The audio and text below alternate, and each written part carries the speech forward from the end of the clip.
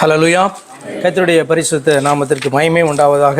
கர்த்தருடைய வார்த்தைக்கு நேராக நம்ம கடந்து செல்லலாம். சங்கீதங்களின் புஸ்தகம் 144 அதிகாரம் 15வது வசனத்தை வாசிக்கலாம்.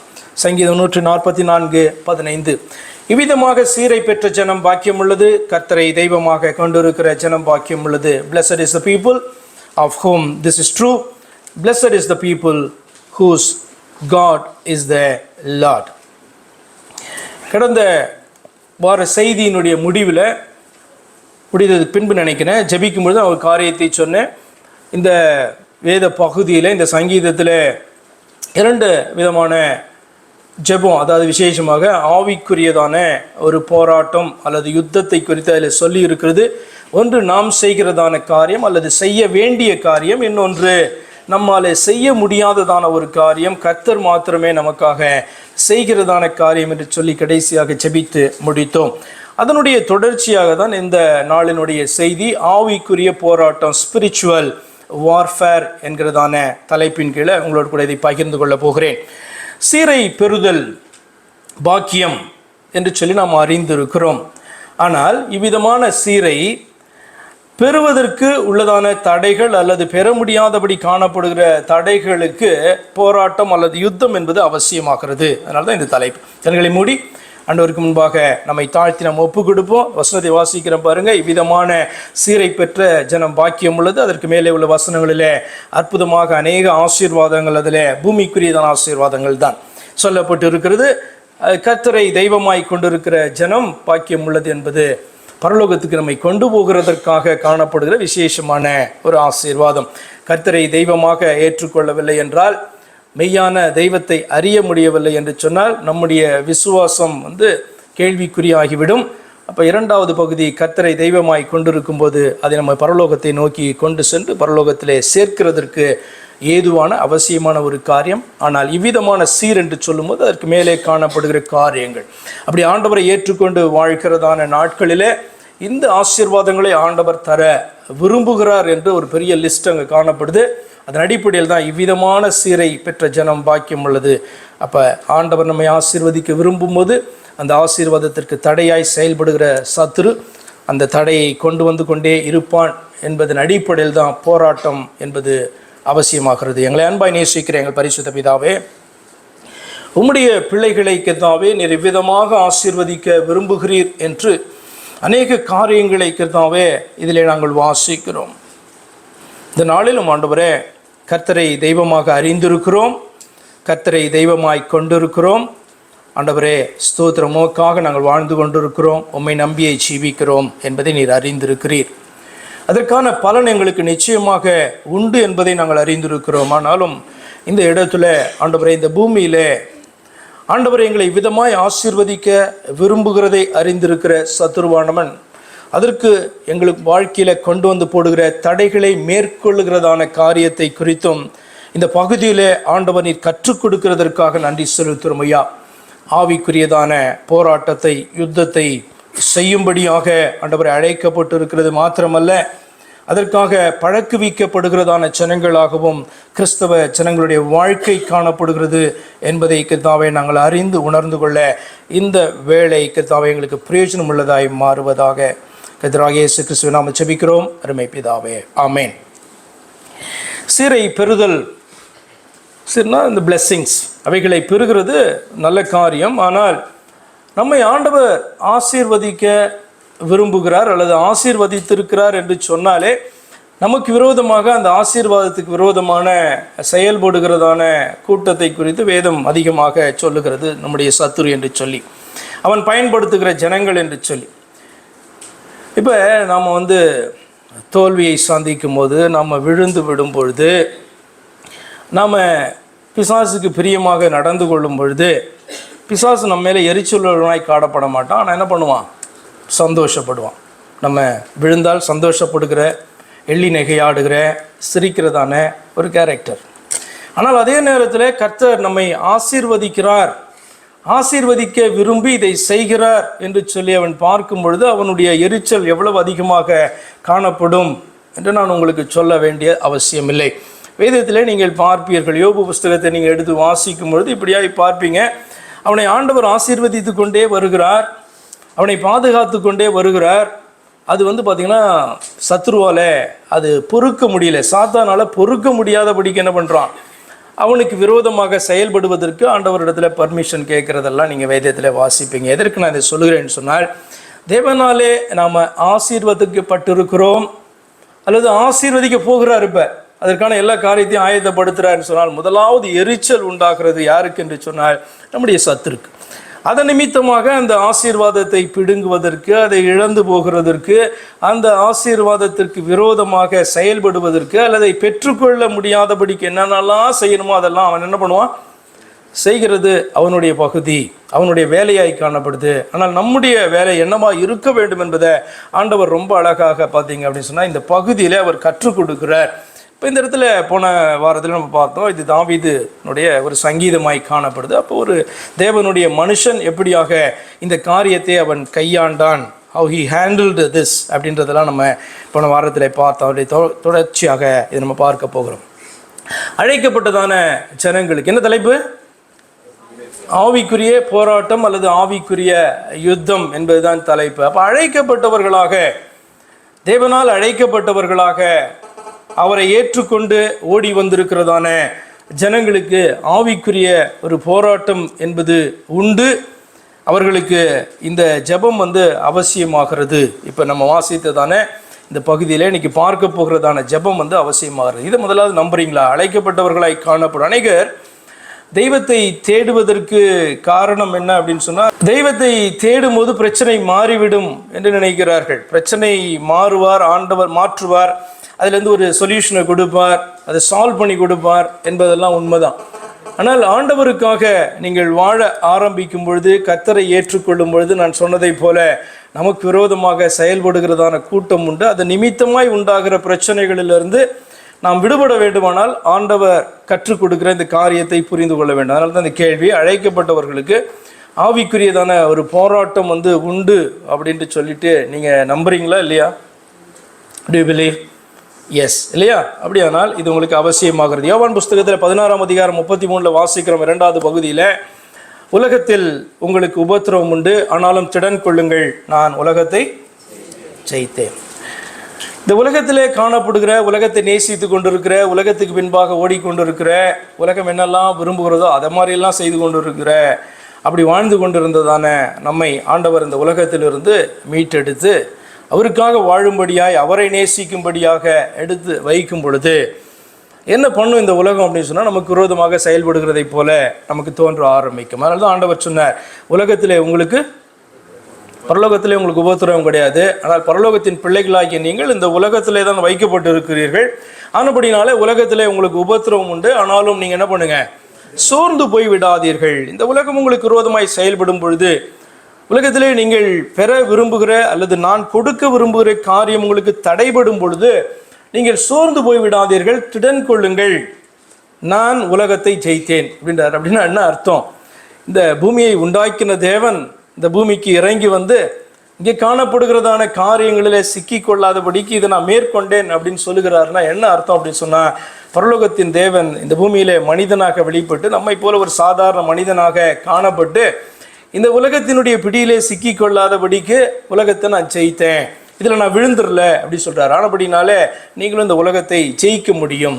என்னை பின்பற்றுவீர்களானால், என்னுடைய வார்த்தையை கேட்பீர்களானால், நான் கொடுக்குற ஆலோசனையின்படி நீங்கள் நடப்பீர்களானால் இந்த உலகத்தை நீங்கள் என்ன பண்ண முடியும், ஜெயிக்க முடியும் அப்படி சொல்கிறார். இதுதான் ஆவிக்குரிய போராட்டம். ஆண்டவர் ஆவிக்குரிய போராட்டத்தை குறித்து தான் பேசுகிறார். ஆவிக்குரிய போராட்டத்திலே நீங்கள் ஜெயம் எடுக்க முடியும் என்று சொல்லி ஆண்டவர் பேசுகிறார். ஆனபடினாலே அழைக்கப்பட்ட நமக்கு, ஆண்டவருக்காக அவருடைய பிள்ளைகளாக வாழ்கிற நமக்கு முதலாவது மனதில் இருத்தி கொள்ளுங்கள், ஆவிக்குரிய போராட்டம் என்பது நிச்சயமாக நமக்கு உண்டு. அதாவது உபத்திரவம் உலகத்திலே நமக்கு உண்டு, ஆனால் ஜெயிக்க முடியும் என்று ஆண்டவர் சொல்லுகிறார். அப்படி அழைக்கப்பட்டதான ஒருவன் தான் தன்னுடைய போராட்டத்தில் ஏறெடுத்த ஒரு ஜெபம் தான் இந்த 11வது வசனம்.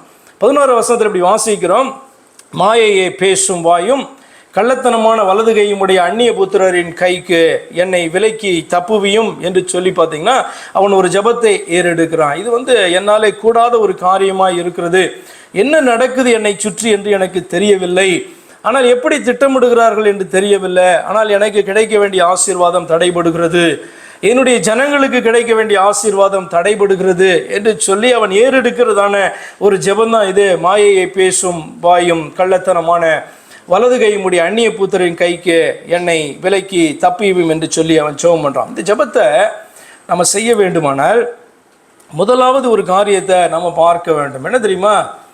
என்ன ஜெபம்? மாயையை பேசும் வாயும் கள்ளத்தனமான வலது கையுடைய ஜனங்களுக்கு, அந்நிய புத்தருக்கு, உண்மை அறியாத ஜனங்களை பிசாசு பயன்படுத்துகிறானே, அவர்களுடைய திட்டங்களுக்கு, அவர்கள் கொண்டு வருகிற காரியங்களுக்கு ஆண்டவரே நீர் என்னை விலக்கி தப்புவியும் என்று நாம் இந்த ஜெபத்தை செய்ய வேண்டுமானால் முதலாவது ஒரு காரியத்தை அறிந்து கொள்ள வேண்டும். மாயையை பேசுகிற வாயும் கள்ளத்தனமான வலது கையும் யாருக்கு இருக்கக்கூடாது? நமக்கு இருக்கக்கூடாது. முதலாவது நம்ம இந்த காரியத்தை குறித்து ஆண்டவரிடத்துல, ஆண்டவரே இந்த தாவீதை போல நானும் இடத்துல ஜெபம் பண்ணுறேன், நீ அப்படிப்பட்டதான ஜனங்களுக்கு அவருடைய திட்டங்களுக்கு ஆண்டவரே என்னை விட்டு விடாதபடி என்னை நீங்கள் தப்பு வைக்கணும்னு இந்த ஜெபத்தை ஏறெடுக்கணும்னா முதலாவது நம்ம கொஞ்சம் ஆராய்ந்து பார்த்து மாயையை பேசுகிறதான வாய் நம்ம இடத்துல காணப்படுதா? கள்ளத்தனமான வலது கையை உடைய, ஏன் அது வலது கைன்னு சொல்கிறாரு? இடது கையில் வந்து கள்ளத்தனத்தை செய்ய முடியாதா? ஏன் அப்படி சொல்கிறாரு? நீங்கள் அறிந்திருக்கிறீங்க, வலது கைனா ப்ராமினன்ஸை குறிக்குது, இம்பார்ட்டன்ஸை குறிக்குது. அப்போ கள்ளத்தனம் செய்கிறதற்கு அவ்வளோ முக்கியத்துவத்தை கொடுக்கிறதான காரியத்தை குறித்து ஆண்டவர் பேசுகிறார். அப்போ நம்மிடத்தில் இப்படிப்பட்டதான காரியங்கள் காணப்படுமானால் முதலாவது இந்த ஜெபத்தை ஏறெடுப்பதற்கு முன்பாக நம்மை ஆண்டவருடைய சமூகத்தில் ஒப்பு கொடுத்து பொய்யை விளக்க வேண்டும், கள்ளத்தனத்தை நம்முடைய வாழ்க்கையிலிருந்து எடுத்து போட வேண்டும். இல்லை இது என்னாலே முடியாது என்று சொன்னால் this is not the message for you. இன்னைக்கு எடுக்கிறதான செய்தி உங்களுக்கு ஒரு பிரயோஜனத்தையும் அது கொடுக்க போகிறதில்லை. ஏனென்று சொன்னால் இந்த ஜெபத்தை நம்மால் என்ன பண்ண முடியாது?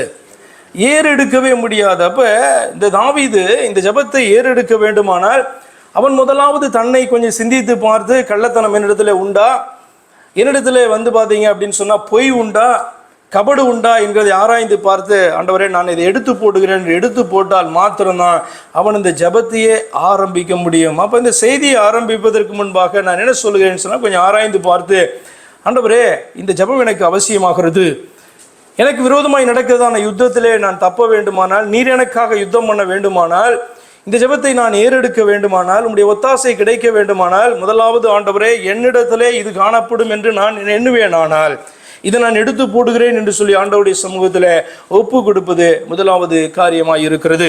இந்த ஜெபத்துக்கு வந்து பார்த்தீங்கன்னா இது ரொம்ப முக்கியமான காரியம். This prayer is repeated twice. இந்த மனிதனால 2 முறை, இந்த நீங்கள் சங்கீதத்தை எடுத்து வாசிப்பீங்கன்னா 144 2 முறை இதே ஜெபத்தை அவன் ஏறெடுக்கிறான். முதலாவது 5 8 வரைக்கும் இருக்க வசனங்களை நம்ம பார்க்கும் பொழுது, கர்த்தாவே நீர் உமது வானங்களை தாழ்த்தி இறங்கி பர்வதங்கள் புகையும்படி அவைகளை தொடும், மின்னல்களை வரவிட்டு சத்துருக்களை சிதறடியும், உமது அம்புகளை எய்து அவர்களை கலங்கடியும். தன்னுடைய சத்துருக்களை குறித்து உயரத்திலிருந்து உமது கரத்தை நீட்டி ஜலப்பிரவாகத்திற்கு என்னை விலக்கி ரட்சியும். அதுக்கப்புறம் தான் வந்து ஜெபத்தை எடுக்கிறான். மாயையை பேசும் வாயும் கள்ளத்தனமான வலதுகையும் உடைய அந்நிய புத்திரின் கைக்கு என்னை விலக்கி தப்புவியும் என்று முதலாவது சொல்லுகிறான். என்ன இதில் நம்ம அறிந்து கொள்கிறோம்? He understands his situation. தன்னுடைய நிலையை அவன் உணர்ந்தவனாகவும் இந்த யுத்தத்தை தன்னாலே நடத்த முடியாது என்று புரிந்தவனாகவும் ஆண்டவருடைய அந்த உதவியை கேட்கிறான். நான் சொன்னேன், ஆண்டவர் உங்களுக்கு ஒரு பாதையை ஆயத்தப்படுத்தும் போது இவனமாய் உங்களை ஆசீர்வதிக்க வேண்டும் என்று ஆண்டவர் விரும்பும்போது பிசாசு செய்கிறதான காரியம் என்ன? நீங்கள் அந்த பாதையில் ஓடக்கூடாது அப்படின்னு என்ன பண்ணுவான்? ஹி வில் புட் ஹர்டில்ஸ், இல்லையா? ஒவ்வொரு இடத்துலையும் தடைகளை அவன் என்ன பண்ணுவான்? வச்சுக்கிட்டே போவான். ஆண்டவர் தடைகளை வைக்கிறது இல்லை. ஆண்டவர் வந்து பார்த்தீங்கன்னா உங்களை ஆசீர்வதிக்க வரும்போது ஆண்டவர் உங்களை ஆசீர்வதிக்க கூடாதபடிக்கு என்னென்ன காரியங்கள்லாம் செய்யணுமோ அவ்வளவும் செய்வான். இப்போ இஸ்ரவேலை ஆசீர்வதிப்பது தேவனுக்கு பிரியம் என்று பிலேயாம் என்ன பண்ணான்? கண்டான். அப்போ இந்த தேவன் வந்து இஸ்ரவேல் ஜனங்களை ஆசீர்வதிப்பதை தடுக்கக்கூடிய பலன் வந்து பிலேயாமுக்கு கிடையாது. அதனால் என்ன பண்ண முடியும்? இஸ்ரவேல் ஜனங்களை ஆண்டவருக்கு விரோதமாக திருப்புவான் என்றால் ஆண்டவர் என்ன பண்ண மாட்டார்? அவர்களை இப்போ உடனே ஆசீர்வதிக்க மாட்டார், கொஞ்சம் டைம் எடுத்துப்பார் அப்படின்னு சொல்லி ஆண்டவருக்கு விரோதமான காரியங்களை இஸ்ரவேல் ஜனங்கள் செய்கிறதற்கு அவர்களை தூண்டினான். நல்லா புரியுதா உங்களுக்கு?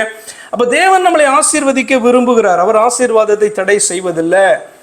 அப்போ ஆண்டவர் நம்மளை ஆசீர்வதிக்க கூடாது இருக்க வேண்டுமானால் நம்ம ஆண்டவர் வந்து விரோதமான காரியங்களை செய்யும்படி ஏவி தூண்டி ஆண்டவருக்கு விரோதமாக வந்து பார்த்தீங்கன்னா செய்யும் பொழுது ஆண்டவருடைய ஆசீர்வாதம் என்ன பண்ணும்? தடைபட்டு தள்ளி போகும் இல்லையா? நம்ம ஒப்பு கொடுக்குற வரைக்கும் இல்லையா? அப்போ இது வந்து பிசாசு செய்கிறதான காரியம். இது அவனுக்கு புரியுது.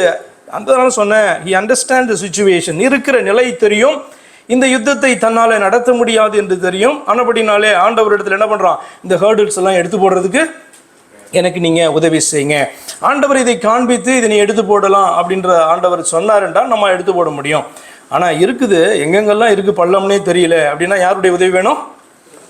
ஆண்டவருடைய உதவி வேணுமா? அப்போ அதனால தான் இந்த ஜபத்தை அவன் ஏறெடுக்கிறான். மீண்டும் 2வது முறை அந்த ஜபத்தை திரும்பவும் பண்ணுகிறான். 11வது வசனத்தை பார்க்கும்பொழுது, மாயை பேசும் வாயும் கள்ளத்தனமான வலதுகையும் உடைய அந்நிய புத்திரரின் கைக்கு என்னை தப்பி. திரும்பவும் 8வது வசனத்தை சொல்லிட்டு 11வது வசனத்தை சொல்றான். அதுக்கு என்ன ரீசன் சொல்றான் அப்படின்னா 12, 13, 14 வசனங்கள் நீ வாசிக்கும் போது, அப்பொழுது நீர் இப்படி எங்களுக்காக யுத்தம் பண்ணுவீர் என்று சொன்னால், நீர் உதவி செய்வீர் என்று சொன்னால், அப்பொழுது இப்ப பாருங்க, என்னை விலைக்கு தப்புவீம்னு சொல்றான். 12வது வசனம் அப்போது எங்கள் அப்படின்னு சொல்றான். ஏன் இது என்ன காரணம்? அவன் பாத்தீங்கன்னா தேசத்துக்காக ஜெபிக்கிறதான ஜெபம். ஆண்டவரே நீர் எனக்கு உதவி செய்வீர் என்று சொன்னால் இந்த தேசம் ஒரு ராஜாவாக கேட்கிறான், ஒரு குடும்ப தலைவனாக, ஒரு சபையினுடைய போதகராக, அல்லது ஒரு கூட்டத்தை நடத்துகிறவர்களாக ஜெபம் பண்ணும்போது என்ன ஆண்டவரே நீர் விளக்கும் பொழுது எங்க ஆசீர்வாதம் வரும்? இப்ப தாவீது விழுந்தா அதுக்கு யாருக்கு தான் நஷ்டம் நினைக்கிறீங்க? தாவீது விழுந்து போனால் வெட்டுண்டவனாய் காணப்படுவான். ஆனால் யாருக்கு நஷ்டம்? அஃப்கோர்ஸ் முதல்ல பார்க்கும்போது தாவீதுக்கு நஷ்டம், அவனுடைய குடும்பத்துக்கு நஷ்டம். ஆனால் அல்டிமேட்லி யாருக்கு நஷ்டம் அப்படின்னு சொன்னால் இஸ்ரவேல் தேசத்துக்கு முழுசும் நஷ்டம் இல்லை. அடுத்து ஒரு தாவீதை போல ஒரு ராஜா எழும்ப வேண்டும் அல்லவா? அப்போ இந்த வார்த்தையை நீங்கள் பார்க்கும்போதே ஆச்சரியமாக இருக்கும். அந்த ஜபம், என்னை விலைக்கு தப்புவியும் அப்பொழுது எங்கள் குமாரர், என் குமார் என்று சொல்லலை, எங்கள் குமாரர் அப்படின்னா எல்லாரையும் சொல்கிறான். எங்கள் குமார் இளமையில் ஓங்கி வளருகிற விருட்ச கன்றுகளை போலவும் எங்கள் குமாரத்திகள் சித்திரம் தீர்த்த அரமனை மூளை கற்களை போலவும் இருப்பார்கள். எங்கள் களஞ்சியங்கள் சகலவித வஸ்துக்களையும் கொடுக்கத்தக்கதாய் நிரம்பி இருக்கும். எங்கள் கிராமங்களில் எங்கள் ஆடுகள் 1000 10,000 பலுகும். எங்கள் எருதுகள் பலத்தவைகளாய் இருக்கும். சத்துரு உட்புகுதலும் குடியோடி போகுதலும் இராது. எங்கள் வீதிகளில் கூக்குரலும் இராது. இவ்விதமாக சீரை பெற்ற ஜனம் பாக்கியம் உள்ளது, கர்த்தரை தெய்வமாய் கொண்டிருக்கிற ஜனம் பாக்கியம் உள்ளது என்று முடிகிறது. அவனுக்கு நல்லா தெரியும் கர்த்தரை தெய்வமாய் கொண்டுள்ள அப்படின்னு சொன்னால் நம்ம என்ன பண்ண முடியாது, வாழ்கிறதே வேஸ்ட்டு. ஏனென்றால் வாழ்வின் முடிவில் மரணம் என்பதும் அதற்கு பின்பு உயிர்த்தெழுதல் என்பதும் உண்டாகும். நம்ம பரலோக ராஜ்யத்துக்குள்ளே மோட்சத்துக்குள்ளே போக முடியாது. ஆனபடினாலே கர்த்தர் என்கிற என்னை உண்டாக்கினவரை நான் தெய்வமாய் கொண்டிருக்க வேண்டும். அப்போ கர்த்தரை தெய்வமாய் கொண்டிருக்கும் பொழுது அது உங்களை மோட்சத்துக்கு கொண்டு போகும். ஆனால் இந்த இடத்துல அதை குறித்து மாத்திரம் வேதம் பேசலை. இவ்விதமாக சீரை பெற்ற ஜனம் பாக்கியம் உள்ளது என்று பேசுகிறது. 2 விதமான பாக்கியத்தை குறித்து பேசுகிறது. ஒன்று நித்திய ஜீவனை குறித்த காரியம், முதலே காணப்படுகிற காரியம் விதமான தீஸ் கைண்ட்ஸ் ஆஃப் பிளெஸிங்ஸ், அதை பெறுகிறதும் ஒரு ஆசீர்வாதம் என்று சொல்லுகிறது. அதை தான் அவன் லிஸ்ட் பண்ணுகிறான். அப்போ அந்த ஆசீர்வாதங்களை எனக்கு விரோதமாக தடை செய்கிற ஒரு காரியம் உண்டு ஆண்டவரே, அது நான் அறியாததாய் காணப்படுது. ஆனபடினாலே நீர் என்ன பண்ணணும், எனக்கு உதவி செய்ய வேண்டும் என்று சொல்லி அவன் கேட்கிறான். அப்போ இது பார்த்திங்கன்னா ஜெபத்தின் ஒரு முக்கியமான ஒரு காரியமாகிறது. நாம் செய்கிறதான யுத்தம் அல்ல, இது ஆண்டவர் நமக்காக செய்கிறதான யுத்தம். தொடர்ந்து பார்க்கலாம், உங்களுக்கு நல்லா புரியும். அப்போ தேவ பிள்ளைகள் ஒவ்வொருவருக்கும், ஆண்டவரால் அழைக்கப்பட்ட தேவ பிள்ளைகளான ஒவ்வொருவருக்கும் 2 விதமான ஆவிக்குரிய யுத்தம் அல்லது போராட்டம் என்பது உண்டு, அல்லது 2 வித்தியாசமான யுத்த களத்தை சந்திக்கிறார்கள். 2மே நம்ம இதில் பார்க்க போகிறோம். முதலாவதாக first kind of spiritual battle அப்படின்னு சொன்னால் என்னென்னா, முதல் வசனத்தை நீங்கள் எடுத்துக்கொள்ளுங்க. 144 முதல் வசனம், first kind of spiritual battle. 2 kinds of spiritual battle. அதில் முதலாவது, என் கைகளை போருக்கும் என் விரல்களை யுத்தத்திற்கும் படிப்பிக்கிற என் கண்மலையாகிய கர்த்தருக்கு ஸ்தோத்திரம் என்று ஆரம்பிக்கிறான். இதுவும் ஒரு ஆவிக்குரியதான யுத்தம் தான். என் கைகளை போருக்கும் என் விரல்களை யுத்தத்திற்கும் படிப்பிக்கிற என் கண்மலையாகிய கர்த்தருக்கு ஸ்தோத்திரம். இப்போ இந்த ஆவிக்குரியதான யுத்தம் என்பது கர்த்தரால் நமக்கு படிப்பிக்கப்பட்டு நாம் செய்ய வேண்டியதான யுத்தம். நமக்காக கர்த்தர் செய்கிறதல்ல, நமக்காக இன்னொருவர் செய்கிறதும் அல்ல. நாம் every individual has to do this வார். இந்த ஆவிக்குரிய யுத்தம் என்ன சொல்லுறான் பாருங்க, என் கைகளை போருக்கும் என் விரல்களை யுத்தத்திற்கும் படிப்பிக்கிற என் கண்மலையாகிய கர்த்தருக்கு ஸ்தோத்திரம். ஏனென்று சொன்னால், உங்களுடைய வாழ்நாட்களில் நீங்கள் தொடர்ந்து பார்த்தீங்க அப்படின்னா செய்ய வேண்டியதான யுத்தம் உண்டு. ஒவ்வொரு தரையும் ஒவ்வொரு மாதிரி அந்த யுத்தம் காணப்படும். இந்த மனிதன் அநேக யுத்தங்களை சந்தித்தவன், அநேக வெற்றிகளை பெற்றவன், ஆனால் இந்த யுத்தங்கள் எல்லாம் ஆரம்பிப்பதற்கு முன்பாகவே வந்து பார்த்தீங்கன்னா தாவீதை குறித்து ஒரு காரியம் சொல்லப்பட்டிருக்கு. அவன் என்னவா பராக்கிரமசாலியாகவும் யுத்த வீரனாகவும் காணப்பட்டான் என்று சவுலிடத்தில் இன்ட்ரோடியூஸ் பண்ணப்படும் போதே, யுத்தத்தெல்லாம் பெருசாக சந்திக்கல. அப்போ அப்படியானால் என்ன யுத்தம்? மிருகங்களை கொல்கிறதான காரியம், அவனுடைய மந்தைக்கு விரோதமாக எழும்பி வருகிறவைகளை சங்கரிக்கிறதான காரியம், மந்தையை தப்புவிக்கிறதான காரியம், அதெல்லாம் ஒரு பேட்டில் தான். அப்போ ஒரு வாலிபனாய் காணப்படும் பொழுதே அவன் பார்த்தீங்கன்னா ஆயத்தமாகி கொண்டே வருகிறான். ஒரு பெரிய ராஜாவாக பார்த்தீங்கன்னா தேசத்தை காக்கும் ராஜாவாக அவன் யுத்தங்களை நடத்தும் பொழுதும் அநேக யுத்தங்களை நடத்தினான். அப்போ ஒவ்வொரு யுத்தமும் வித்தியாசமான யுத்தம் தான். அந்த ஒவ்வொரு யுத்தத்தையும் யார் தான் செய்ய வேண்டும்? இந்த இண்டிவிஜுவல் என்று சொல்லப்படுகிற, இந்த தனி மனிதன் என்று சொல்லப்படுகிற இந்த தாவீது செய்ய வேண்டும். அப்படினால நான் உங்களுக்கு சொல்லுகிறேன், உங்களுடைய யுத்தத்தை நீங்கள் தான் நடத்த வேண்டும். ஆனால் உங்களுக்காக யார் இதை கற்றுக் கொடுப்பார் என்று சொன்னால், உங்களை அழைத்தவர் உங்களுக்காக கற்றுக் கொடுக்கிறவராய் இருக்கிறார். அப்படி அந்த வார்த்தை சொல்ல, என் கைகளை போருக்கும் என் விரல்களை யுத்தத்திற்கும் படிப்பிக்கிற என் கண்மலையாகிய கர்த்தருக்கு ஸ்தோத்திரம். உங்களுக்காக உங்களுடைய ஆண்டவர், உங்களுக்கு தெரியல எப்படி இருந்து இதில் போரிட தெரியல, எப்படி வந்து பார்த்தீங்கன்னா இதுக்கு ப்ரிப்பேர் ஆக தெரியல, எப்படி ஆயத்தமாகணும், எப்படி இதில் ஜெயம் கிடைக்கும் தெரியல. ஆனால் ஆண்டவர் உங்களுக்கு கற்றுக் கொடுக்கிறவராக இருக்கிறார். அப்படினால் நீங்கள் ஜஸ்ட் அவருடைய சமூகத்தில் அவரை நம்பி நீங்கள் ஒப்பு கொடுப்பீர்கள் சொன்னால் உங்களை ட்ரெயின் பண்ணுவார். எவ்வளோ அழகான வார்த்தையை பாருங்களேன். இப்போ கத்தியை பிடிக்கிறதுக்கு தெரியல அப்படின்னு சொன்னால் என்ன பண்ணுவாங்க ஆரம்பத்தில்? இப்போ கத்தினோன்னு உங்களுக்கு பயமாக இருக்குன்னா ஒரு பேட் இருக்குன்னு வச்சுக்கலாம், cricket bat, table tennis bat, what ever it is. அதை பிடிக்கிறதுக்கு முதல்ல என்ன சொல்லிக் கொடுப்பாங்க? அந்த கிரிப்பு சொல்லிக் கொடுப்பாங்க. அப்படி தானே சொல்லிக் கொடுப்பாங்களா இல்லையா? அது சொல்லிக் கொடுக்குறது தான் முதல் அடிப்படையான காரியமாக இருக்குது. அப்புறம் தான் அதை பிடிச்சி நீ இப்படி அடிக்கணும் இப்படி அடிக்கணும்னு சொல்லுகிறதான காரியம்.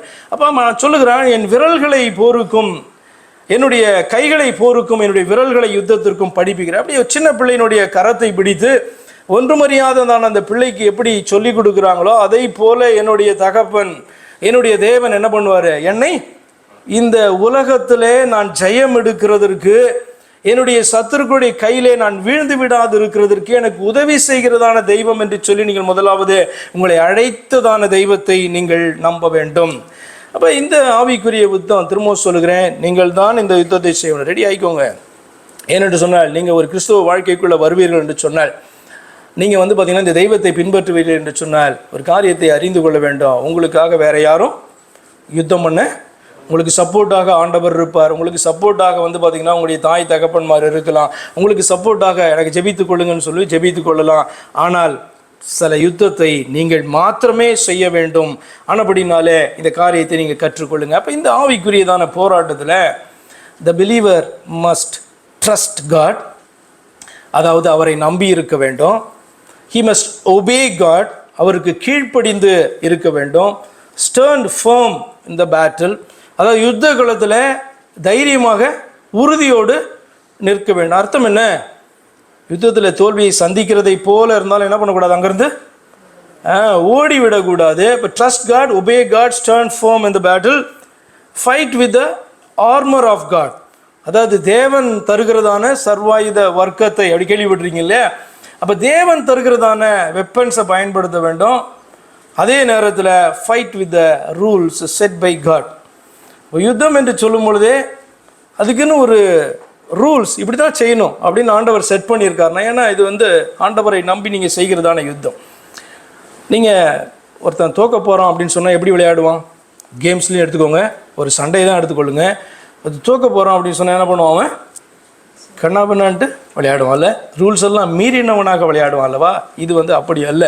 வேதம் தெளிவாக அழகாய் சில காரியங்களை கற்றுக் கொடுக்க. ஞாபகம் வைத்துக் கொள்ளுங்க, ஆண்டவர் மேலே நம்பிக்கை வைத்து ஆண்டவருக்கு கீழ்ப்படிந்து நீங்கள் உறுதியாக கடைசி வரைக்கும் அந்த பேட்டில் ஃபீல்டில் நீங்கள் நிற்க வேண்டும் என்பதும், தேவன் தருகிறதான அந்த ஆயுதங்களோடு கூட நீங்கள் போராட வேண்டும் என்பதும், தேவன் இந்த யுத்தத்தில் இப்படி தான் நீ வந்து யுத்தம் பண்ண வேண்டும் என்று செட் பண்ணியிருக்கார் பாருங்க. அந்த ரூல்ஸையும் நீங்கள் மாறாதவர்களாய் காணப்படும். சிம்பிளாக நான் எக்ஸ்பிளைன் பண்ணுறேன். எபேசியர் புஸ்தகத்தில் 6ஆம் அதிகாரத்தில் 11 இந்த காரியங்கள் சொல்லப்பட்டிருக்கு. நீங்கள் பிசாசின் தந்திரங்களோடு எதிர்த்து நிற்க திராணி உள்ளவர்களாகும்படி தேவனுடைய சர்வாயுத வர்க்கத்தையும் தரித்து கொள்ளுங்கள். ஏனெனில் மாம்சத்தோடும் இரத்தத்தோடும் அல்ல. அப்போ நம்ம யுத்தம் யுத்தம் யுத்தம் நீங்கள் சொல்லுகிறோமே, இது வந்து மாம்சத்தோடும் ரத்தத்தோடும் நம்முடைய ஃபிசிக்கலி நாம் செய்கிறதான ஒரு யுத்தம் அல்ல. அதனால தான் இதுக்கு தலைப்பே ஆவிக்குரியதான போராட்டம் என்று நான் சொன்னேன். அப்ப பிசாசின் தந்திரங்களும் எதிர்த்து நிற்க திராணி உள்ளவர்களாகும்படி எதை எடுத்துக்க சொல்றாரு? தேவனுடைய சர்வாயுதம், உன் இஷ்டத்துக்கான ஆயுதங்களை நீ தயாரித்துக் கொள்வதல்ல, நீ எடுத்துக்கொள்வதல்ல. அப்படி என்று சொன்னால் உன்னுடைய பலத்துல நீ என்ன பண்ண போற? இந்த யுத்தத்தை செய்கிறதற்கு நீ தயாராகிற என்று அர்த்தம். அப்ப தேவனுடைய சர்வாயுத வர்க்கம் என்று அந்த இடத்துல சொல்லப்பட்டிருக்கு. நீங்க நியாயாதிபதிகள் புஸ்தகத்துல கிதியோனை அழைத்த போது அவன் ஆண்டவருக்காக ஒரு சிறு கூட்டத்தை வைத்து செய்துதானே அந்த யுத்தத்தை நீங்கள் அறிந்திருப்பீங்க. அந்த இடத்துல ஒரு வார்த்தை சொல்லப்படும். என்ன அப்படின்னு சொன்னால், கர்த்தருடைய பட்டயம் கிதியோனுடைய பட்டயம். கர்த்தருடைய பட்டயம் கிதியோனுடைய பட்டயம். கிதியோனுடைய பட்டயம் கர்த்தருடைய பட்டயம் கிடையாது. நம்ம ஆண்டவருடைய கரத்திலே அவரால் நம்ம பயன்படுத்தப்படுகிறவர்களாய் காணப்பட்டாலும் கூட இப்படியாக சொல்லப்படல. நம்முடைய பட்டயங்கள் எல்லாம் எடுத்து அவர் பயன்படுத்துகிறாரு, ஆனபடினாலே அவருடைய பட்டயம் என்று சொல்லப்படல. கர்த்தரின் பட்டயம் கிதியோனுடைய பட்டயம். அர்த்தம் என்ன? கர்த்தரிடத்திலிருந்து வெப்பன்ஸை வாங்குறான், கர்த்தரிடத்திலிருந்து வார்த்தைகளை பெற்றுக்கொள்ளுகிறான், கர்த்தரிடத்திலிருந்து வாக்கை பெற்றுக்கொள்ளுகிறான். கர்த்தர் சொல்லுகிறபடி நிற்கும் பொழுது கர்த்தருடைய பட்டயம் கிதியோனுடைய பட்டயம். அது கிதியோனுடைய பட்டயமாய் பார்க்கப்படலை. இப்போ கர்த்தருடைய பட்டயத்தை ஜெயத்தை கொடுக்குமா, தோல்வியை கொடுக்குமா? கர்த்தருடைய பட்டயம் ஜெயத்தை கொடுக்கும் இல்லையா? கிதியோனுடைய பட்டயமாய் மாத்திரம் இருக்குமானால் அது தோல்வியை கொடுக்கக்கூடும். அப்போ கர்த்தருடைய பட்டயம் கிதியோனுடைய பட்டயமாய் இருக்குமானால் கிதியோனுக்கு நிச்சயமாக வெற்றி. அதுதான் அந்த வார்த்தையினுடைய அர்த்தம். அப்போ இந்த இடத்துல சர்வாயுத வர்க்கம் என்பது முக்கியம் அல்ல, தேவனுடைய சர்வாயுத வர்க்கத்தை தரித்துக் கொள்ளுங்கள் என்று சொல்லப்பட்டிருக்கு. ஏனெனில் மாம்சத்தோடும் இரத்தத்தோடும் துரைத்தனங்களோடும் அதிகாரங்களோடும் பிரபஞ்சத்தின் அந்தகார லோகாதிபதிகளோடும் வானமண்டலத்தில் உள்ள பொல்லாத ஆவிகளின் சேனைகளோடும் நமக்கு போராட்டம் உண்டு. ஆகையால் தீங்கு நாளிலே அவைகளை நீங்கள் எதிர்க்கவும் சகலத்தையும் செய்து முடித்தவர்களாய் நிற்கவும் திராணி உள்ளவர்களாகும்படிக்கு தேவனுடைய சர்வாயுத வர்க்கத்தையும் தரித்து கொள்ளுங்கள் என்று சொல்லி தேவனுடைய சர்வாயுத வர்க்கம் என்கிற வார்த்தை ரிப்பீட் பண்ண சொல்லு. தேவனுடைய சர்வாயுத வர்க்கம் அல்லது ஆர்மர், தேவனிடத்திலிருந்து அந்த ஆர்மரை பெற வேண்டும் என்று சொன்னால் என்ன அர்த்தம்? 14-18 வரைக்கும் அவர் எக்ஸ்பிளைன் பண்ணுறாரு. சத்தியம், நீதி, சமாதானத்தின் சுவிசேஷத்திற்குரிய ஆயத்தம், விசுவாசம், இரட்சண்யம், தேவ வசனமாகிய ஆவியின் பட்டயம், வேண்டுதலோடும் விண்ணப்பத்தோடும் ஆவியிலே ஜெபம் பண்ணி மன உறுதியோடு விழித்து கொண்டுதல் என்று சொல்லி பார்த்தீங்கன்னா 7 காரியங்களை சொல்கிறார். இது 7மே வெப்பன்ஸ் தான். இது எல்லாமே ஆண்டவர் தருகிறதான போராயுதங்கள், சர்வாயுத வர்க்கங்கள். அது உன்னை பார்த்தீங்கன்னா கவர் பண்ண வேண்டும், அல்லது அது உன்னை அலங்கரிக்க வேண்டும், அல்லது அதை நீ பெற்றுக்கொள்ள வேண்டும் ஆண்டவரிடத்தில் இருந்து என்று சொல்லுகிறதான அந்த காரியம் தான். அப்போ சர்வாயுத வர்க்கம், ஆர்மர் என்று சொல்லும்போது தேவனிடத்திலிருந்து தேவன் நம்ம கொடுக்குறார், அதை நம்ம பெற்றுக்கொள்ள வேண்டும் என்று சொல்லப்பட்டிருக்கு. அப்போ தாவீது ரொம்ப அழகாக ரொம்ப சிம்பிளாக சொல்லிட்டாரு. போருக்கும் யுத்தத்திற்கும் என்னை அவர் பழக்குவிக்கிறார் அப்படின்னு சொல்லும்போது கிதியோனிடத்துல இப்படியாக காரியம் சொல்லப்படும் போது கர்த்தருடைய பட்டயம் கிதியோனுடைய பட்டயம். அதே போலதான் கர்த்தருடைய பட்டயம், கர்த்தருடைய சர்வாயுத வர்க்கம் தாவீதினுடைய சர்வாயுத வர்க்கமாக மாறுகிறதை தான் அவன் என்ன சொல்லுகிறான்? என்னை அவர் பழக்க வைக்கிறார், என்னுடைய கரத்தில் இந்த ஆயுதங்களை கொடுக்கிறார், என்னுடைய ஜனங்களை எனக்கு கீழ்ப்படுத்துகிறார். தொடர்ந்து நீ வாசிக்கும் போது என்னுடைய ஜனங்களை எனக்கு கீழ்ப்படுத்துகிறார், சத்துருக்களை எனக்கு கீழ்ப்படுத்துகிறவரை காணப்படுற என்னுடைய ஜனங்களை, நான் ஆளுகிற ஜனங்களை மாத்திரமல்ல என்னுடைய சத்துருக்களை எனக்கு கீழ்ப்படுத்துகிற தேவனுமாய் இருக்கிறார் என்று சொல்லி அவன் சொல்லுகிற காரியம் என்னன்னா, ஆண்டவர் என்னை இதுக்கு ட்ரெயின் பண்றார் அல்லவா, அதை நான் எடுத்துக்கொண்டு அவருடைய கொடுக்கிறதான வர்க்கங்களை எடுத்துக்கொண்டு நான் ட்ரெயின் ஆகிறேன் என்று அவன் சொல்லுகிறான். இன்னொரு காரியத்தை சொன்ன, fight with the rules set by God அப்படின்ற வார்த்தையினுடைய அர்த்தம் என்ன அப்படின்னு சொன்னால், நம்ம ஜெபம் செய்தாலும் சரி, பிரசங்கம் பண்ணாலும் சரி, மற்றவர்களுக்கு ஆலோசனை கொடுத்தாலும் சரி, தேவ வசனமாகிய ஆவியின் பட்டயத்தை என்ன பண்ணுறோம்? பயன்படுத்துகிறோம். அது எங்கேருந்து வருது? நம்ம கையில் இருந்தால் வருது. எங்கேருந்து வருது? தேவ வசனமாகிய ஆவியின் பட்டயம் எங்கேருந்து வருது? இப்போ நான் பேசுகிறேன், எங்கேருந்து வருது? இப்போ நான் வாசிக்கிறேன், எங்கேருந்து வருது? நீங்கள் கேட்குறதுக்கு என் வாயிலேருந்து தானே வருது, நீங்கள் காதில் கேட்குறீங்க, ஆனால் எங்கேருந்து வருதுன்னா வாயிலேருந்து வருகிறது. அப்போ தேவனுடைய வசனமாகிய ஆவியின் பட்டயம் நம்முடைய வாயிலிருந்தான் வருகிறது, உள்ளே போகிறது, இதெல்லாம் எடுத்துக்கொள்ளுகிறோம். அது எங்கே நம்ம எப்படி பயன்படுத்துகிறோம்? வாயில் தான் பயன்படுத்த போகிறேங்க அதை. அப்போ you have to fight with the rules set by God என்று சொன்னால், தேவனுடைய வசனத்தை ஆண்டவர் எதுக்கு பயன்படுத்த சொல்கிறாரு, எப்படி பயன்படுத்த சொல்கிறாரு, எந்த வசனத்தை எதுக்கு ஆண்டவர் பயன்படுத்த விரும்புகிறார் என்பதை நீங்கள் அறிந்து பயன்படுத்தினால் மாத்திரம்தான் நீங்கள் என்ன பண்ணுறீங்க? ரூல்ஸ் செட் பை காட் அப்படியாக நீங்கள் என்ன பண்ணுறீங்க? ஃபைட் பண்ணுறீங்க. பவுல் சொல்கிறார் அல்லவா, நான் ஆகாயத்தில் அடிக்கிறவனாக சிலம்பம் பண்ணேன். நிறைய வசனங்கள் எனக்கு தெரியும் அப்படி என்பதற்காக எல்லா வசனங்களையும் சொல்லுகிற காரியம் அல்ல. எந்த இடத்துல என்ன வசனத்தை சொல்ல வேண்டுமோ அந்த இடத்துல அந்த வசனத்தை பயன்படுத்துகிறதான காரியம் தான் ரூல்ஸ் படி விளையாடுறதான காரியம். சும்மா வந்து பிசாசை பார்த்து நீ இப்படி போ, நீ போயிடு, அப்பால போ அப்படின்னு சொல்றது அல்ல. அப்படி போனால் போயிடுவான்ற அர்த்தம் அல்ல. நீங்கள் ஆண்டவருடைய நாமத்தை அறிந்தவர்களாக, ஆண்டவருடைய நாமத்திற்குள் காணப்படுகிறவர்களாக, நீங்கள் ஆண்டவருடைய வார்த்தையை பெற்றுக்கொண்டவர்களாக, ஆண்டவருடைய வார்த்தையினுடைய அர்த்தம் புரிந்தவர்களாக நீங்கள் அதை பயன்படுத்தும் போது தான் அவன் பயப்படுவான். உண்மையா இல்லையா?